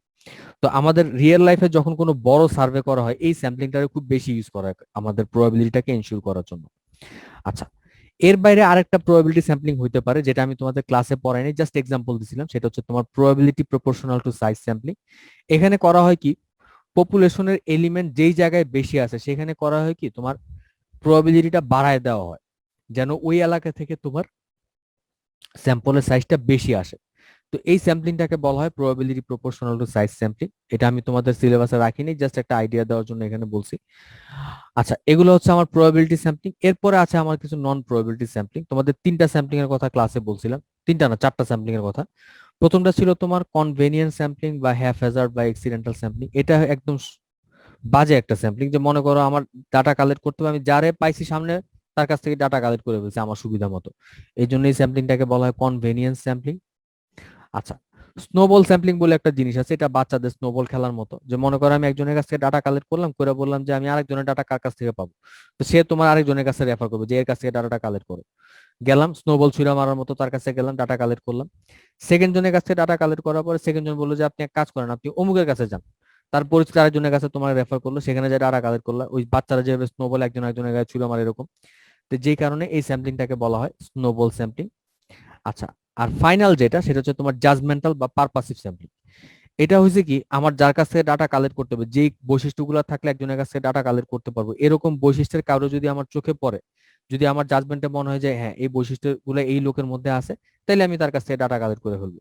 তো এই জিনিসটা, এই স্যাম্পলিংটাকে আমরা বলি জাজমেন্টাল বা পারপাসিভ স্যাম্পলিং। আমার মতে এই প্রত্যেকটা স্যাম্পলিংই ভুয়া। এখানে আমরা কোনো প্রবাবিলিটি টার্ম যেহেতু ইউজ করতেছি না, আমরা আমাদের যে ডাটা কালেক্ট করতেছে তার পার্সোনাল বায়াস এখানে খুব হাইলি চলে আসে, যে কারণে আমরা এই স্যাম্পলিং গুলো একটারও প্রেফার করি না। তো একটা মাত্র নন প্রবাবিলিটি স্যাম্পলিং আছে যেটাকে আমি প্রেফার করি, আমার মনে হয় যে একমাত্র এই স্যাম্পলিংটাই কিছুটা ভ্যালিড, এটাকে আমরা বলি হচ্ছে তোমার নেটওয়ার্ক স্যাম্পলিং। নেটওয়ার্ক স্যাম্পলিংটা কিরকম, যে যখন নাকি আমরা কোনো খুব রেয়ার ইভেন্ট নিয়ে কাজ করি তখন এই স্যাম্পলিংটা খুব ভালো কাজে লাগে। কিরকম, ধরো তোমাদের ক্লাসে যখন পড়াই তখন ওই যে বৃক্ষ মানবের এক্সাম্পলটা তোমাদের দিছিলাম, ওই যে পেপারে 5-6 বছর আগে খবর আসছিল যে একটা লোকের হাত পা কেমন গাছের মতো হয়ে যেতেছে। তো এই টাইপের যে রেয়ার ইভেন্ট গুলো, এরকম রেয়ার ইভেন্টের বেলায় পপুলেশন সাইজ খুবই ছোট বা খুঁজেই পাওয়া যায় না যে এরকম ডাটা আর কারো কাছে আছে কিনা। তো এরকম ক্ষেত্রে আমরা একটা নন প্রবাবিলিটি স্যাম্পলিং করতে পারি, যেটাকে বলা হয় নেটওয়ার্ক স্যাম্পলিং। এটা কেমনে করতে হয়, যে মনে করো এই টাইপের রোগীগুলা যেই ডাক্তারের কাছে যায়, আমরা যে ওই ডাক্তারের সাথে কথা বলবো, কারণ সেই ডাক্তার এটা নেটওয়ার্কটা জানে যে এই রোগী আর কে কে আছে, কোথায় আছে। ওই ডাক্তারের কাছ থেকে ইনফরমেশন গুলো নিয়ে আমরা তখন ওই ডাক্তারের যে নেটওয়ার্ক আছে এই রোগীদের, ওই নেটওয়ার্কের রোগীদের ডাটাগুলো আমরা কালেক্ট করবো। এই স্যাম্পলিংটাকে বলা হয় নেটওয়ার্ক স্যাম্পলিং। আচ্ছা, তো এতক্ষণ তোমাদের যে নন প্রবাবিলিটি স্যাম্পলিং গুলোর কথা বললাম, এগুলো সবগুলোই ভুয়া, এগুলোর কোনো রিয়েল লাইফে কোনো এগুলোর কোনো বেসিস নেই। কারণ যখন আমরা এই স্যাম্পলিং গুলো করি, এগুলো সম্পূর্ণ আমাদের নিজেদের পার্সোনাল বায়াস চলে আসে, যে কারণে আমরা বলি যে এই স্যাম্পলিং গুলো একটাও ভ্যালিড না। তো তাহলে আমরা কি করতে পারি, এই জন্য আমরা বলি যে যতক্ষণ পর্যন্ত সম্ভব নন প্রবাবিলিটি স্যাম্পলিং যেন আমরা কেউ না করি। একমাত্র রেয়ার ইভেন্ট হইলে তখন নন প্রবাবিলিটি স্যাম্পলিং, নেটওয়ার্ক স্যাম্পলিংটা কিছুটা ইউজ করার জাস্টিফিকেশন আছে, শুধুমাত্র তখনই আমরা এটা করতে পারি। অথবা যদি কোয়ালিটেটিভ সার্ভে করি তখন আসলে আর প্রবাবিলিটি স্যাম্পলিং করা যায় না, শুধুমাত্র তখন বলি যে হ্যাঁ, তখন তোমরা নন প্রবাবিলিটি স্যাম্পলিংটা করতে পারো। আচ্ছা, তাহলে কথা হলো নন প্রবাবিলিটি স্যাম্পলিং যদি না করি তাহলে আমাদের অল্টারনেটিভ কি আছে? আমরা মেইনলি সেকেন্ডারি ডাটা কালেক্ট করতে পারি, ইন্টারনাল ডাটা বা অফিসিয়াল স্ট্যাটিস্টিক্স কালেক্ট করতে পারি, অথবা একজন স্ট্যাটিস্টিশিয়ানরে ভাড়া করো, সে তোমার হয়ে ডাটা কালেক্ট করে দিবে, অথবা আরো কঠিন কমপ্লেক্স কিছু স্ট্যাটিস্টিক্যাল টেকনিক আছে ওগুলো অ্যাপ্লাই করতে পারো। কিন্তু নন প্রবাবিলিটি স্যাম্পলিংটা বাবার যতক্ষণ পারো তোমরা অ্যাপ্লিকেশন কখনো ইউজ করো না। আচ্ছা, তো এরপরে তোমাদেরকে ক্লাসে কিছু ছোট ছোট ম্যাথ, ছোট ছোট প্রবলেম দিয়েছিলাম যে কোন কেসে তোমরা কোন স্যাম্পলিংটা অ্যাপ্লাই করবা। তো আমি একটা একটা করে একটু বলি। প্রথমে ছিল তোমার কোভিড-19 এর জন্য ইঞ্জিনিয়ারদের স্যালারি এবং জবে কি ধরনের প্রবলেম আছে। তো এইটার ডাটা যদি আমাদের কালেক্ট করতে পারে, এই ক্ষেত্রে সবচেয়ে বেস্ট হবে স্ট্রাটিফাইড স্যাম্পলিং করা, কারণ একটা নির্দিষ্ট ইঞ্জিনিয়ারিং সেক্টরে এক রকম প্রবলেম পড়ছে। তো আমরা যদি প্রত্যেকটা ইঞ্জিনিয়ারদের যে গ্রুপগুলো, বিভিন্ন ইঞ্জিনিয়ারিং, সিভিল ইঞ্জিনিয়ারদের একটা গ্রুপ ধরলাম, ইলেকট্রিক্যালদের একটা ধরলাম, কম্পিউটারদের একটা ধরলাম, এরকম প্রত্যেকটা গ্রুপের কাছ থেকে যদি ডাটা কালেক্ট করে নিয়ে আসি, টেক্সটাইলদেরকে একটা ধরলাম, এবার প্রত্যেকটা গ্রুপের ইঞ্জিনিয়ারদের কাছ থেকে যদি আমি আবার স্যাম্পলিং করি, একটা স্ট্রাটিফাইড স্যাম্পলিং হবে, এবং এটা আমাকে সবচেয়ে ভালো ইনফরমেশন দিবে, যেন সবার ইনফরমেশন একসাথে আমি ইনশিওর করতে পারি। আচ্ছা, এটা গেল একটা। তারপরে বলছে যে তোমার knowledge and perception of choosing appropriate cigarette brand among grandmothers in Bangladesh. আচ্ছা, বাংলাদেশের দাদি বা নানি যারা আছে তারা কোন ব্র্যান্ডের সিগারেট প্রেফার করে, এটার উপর ডাটা কালেক্ট করতে বলছে। আচ্ছা, তো এখন কথা হলো বাংলাদেশের দাদি বা নানিরা কিন্তু তোমার সিগারেট খুব কম খায় এখন, আগে দেখতাম খাইতে, এখন খুব একটা খাইতে দেখাই যায় না। তো এই ক্ষেত্রে যদি আমি ডাটা কালেক্ট করতে যাই, এই ক্ষেত্রে আসলে তোমার পপুলেশন সাইজটা খুবই ছোট এবং এটার কোনো লিস্ট তুমি কোথাও পাবো না, কাজে এখানে নন প্রবাবিলিটি স্যাম্পলিংটা করা যেতে পারে। কিন্তু আমাদেরকে বলতে হবে যে যেহেতু এখানে পপুলেশন সাইজটা ছোট, এখানে পাওয়া খুব টাফ, সেই কারণে আমরা এখানে নন প্রবাবিলিটি স্যাম্পলিংটা করতে পারি। তো এটা দুইভাবে করা যেতে পারে। নেটওয়ার্ক স্যাম্পলিং হতে পারে, যে তোমার মনে করো দাদি নানিদের যদি কোনো একটা গ্রুপ থাকে যে তারা একসাথে বিকালবেলা একসাথে হাঁটতে বাইরে হয়, বাইরে বাইরে তারপর খুব মজা করে এক জায়গায় ভাব নিয়ে সিগারেট খায়, এরকম কোনো গ্রুপ পাইলে সেটা করতে পারো নেটওয়ার্ক স্যাম্পলিং। অথবা স্নোবল স্যাম্পলিং করতে পারো, যে তুমি একজনের খুঁজে পেলে যে সে সিগারেট খায়, তারে বলা দাদি তো আপনার পরিচিত আর কেউ কি আছে আপনার বয়সে সিগারেট খায়, তখন সে তোমার আরেকজনের কাছে রেফার করলো। এরকম একটা নন প্রবাবিলিটি স্যাম্পলিং তোমরা করতে পারো, কারণ এই ক্ষেত্রে আসলে পপুলেশন সাইজটা খুবই ছোট এবং এটা বের করাটা একদম ইম্পসিবল। আচ্ছা, 3 নম্বর প্রবলেমটা দেখো, এখানে কি বলছে, বলছে যে একটা স্টাডি করতে যে বাংলাদেশের আন্ডার গ্রাজুয়েট স্টুডেন্ট যারা আছে, মানে অনার্স যারা করতেছে, তারা পাবলিক ট্রান্সপোর্টের টিকেটের দাম দিতে আগ্রহী কিনা, এরা কি বিনা টিকেটে বাসে চড়ে কিনা বা হাফ টিকেটে চড়তে যায় কিনা, এদের মতামত কি তুমি জানতে চাও। তো এটা জানার জন্য তোমার প্রবাবিলিটি স্যাম্পলিং করতে হবে। এটা আমরা স্ট্রাটিফাইড স্যাম্পলিংও করতে পারি, ক্লাস্টার স্যাম্পলিংও করতে পারি, তোমরা যেটা প্রেফার করো, কিন্তু যেটাই প্রেফার করো কারণটা বলতে হবে যে কেন তুমি ওইটা প্রেফার করতেছো। আচ্ছা, সাস্টেইনেবল ফ্যাশনের উপর যদি ডাটা কালেক্ট করতে বলে, এই ক্ষেত্রে আমাদের করতে হবে সিস্টেমেটিক স্যাম্পলিং। আমাদের সাস্টেইনিং ফ্যাশনের কাপড় বিক্রি করে এরকম একটা দোকানে যাইতে হবে, যে আমরা সারাদিন এখানে তারা সিস্টেমেটিক স্যাম্পলিং করবো, প্রত্যেক 5 নম্বর বা 10 নম্বর পেশেন্ট কাস্টমারের ডাটা কালেক্ট করতে থাকলাম, এটা একটা সিস্টেমেটিক স্যাম্পলিং হবে। আর লাস্টটা তো অলরেডি বলে দিছে, এটা তোমার নেটওয়ার্ক স্যাম্পলিং না করে কোনো উপায় নেই। আচ্ছা, তো স্যাম্পল সাইজ ডিটারমিনেশন ফর্মুলা গুলো তোমাদের বলছিলাম, কিন্তু আমি বলছি যে এটা পরীক্ষার সিলেবাসে তোমাদের রাখবো না। অনলাইন সার্ভের ব্যাপারেও কিছু কথা বলছিলাম, কিন্তু এগুলো তোমাদের পরীক্ষার সিলেবাসে নাই, কাজে এখানে ফার্দার কথা বলার কোনো দরকার নেই আমার আজকে আর। ওকে, এখানে আমি তোমাদের কিছু কিছু টেক্সটের কথা বলছিলাম, তোমরা টেক্সট গুলো চেক করে দেখতে পারো। তারপরে তোমার 3 নাম্বার যে বইটা, এটা একটা বই, এখানে তোমাদের স্যাম্পলিং এর উপরে খুব ভালো ভালো কিছু চ্যাপ্টার তোমরা পাবা, আমি যেগুলো পড়েছি সবগুলো ওখানে পাবো, ওগুলো তোমরা চেক করতে পারো। ওকে, তো আমার মনে হয় আমার আজকের ক্লাসটা আমি এখানে শেষ করে ফেলি, আমার একটু বেশি সময় লাগছে, আমি সরি। নেক্সট ক্লাসটা কি এই সপ্তাহে করতে পারবা তোমরা, লেডিজ এন্ড জেন্টলম্যান? এই সপ্তাহে কি আরেকদিন ক্লাস করতে পারবা? তাহলে আজকে এই সপ্তাহে ক্লাস শেষ হয়ে যেত। লেডিজ এন্ড জেন্টলম্যান, এই সপ্তাহে কি আরেকদিন ক্লাস করা যাবে? সিআরদের কেউ আসো এখন?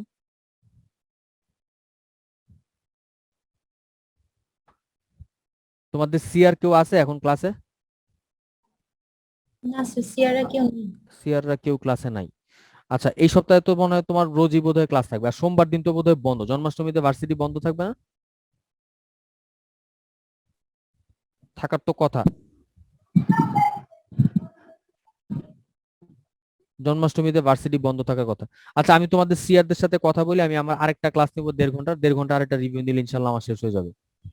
স্যার আপনি সিআরদের সাথে কথা বললে হবে, আমাদের আবার বুধবারের স্লটটাও খালি আছে, ওই দিনের ক্লাসের কোর্সও শেষ, তো ওই দিন আর আমাদের ক্লাস হয় না। আচ্ছা, বুধবারও খালি আছে, তাহলে আমি দেখি তোমাদের সিআরদের সাথে কথা বলে বুধবার দিন ক্লাস নেওয়া যায় কিনা। তো বুধবার দিন, হ্যাঁ, আমার আর আরেকটা ক্লাস যেটা ওইটা 1.5 ঘন্টার বেশি লাগার কথা না, 1.5 ঘন্টাতে শেষ হয়ে যাওয়ার কথা। তো ঠিক আছে, আমি তোমাদের সিআরদের সাথে কথা বলে টাইম আর স্লটটা ঠিক করবো ইনশাল্লাহ।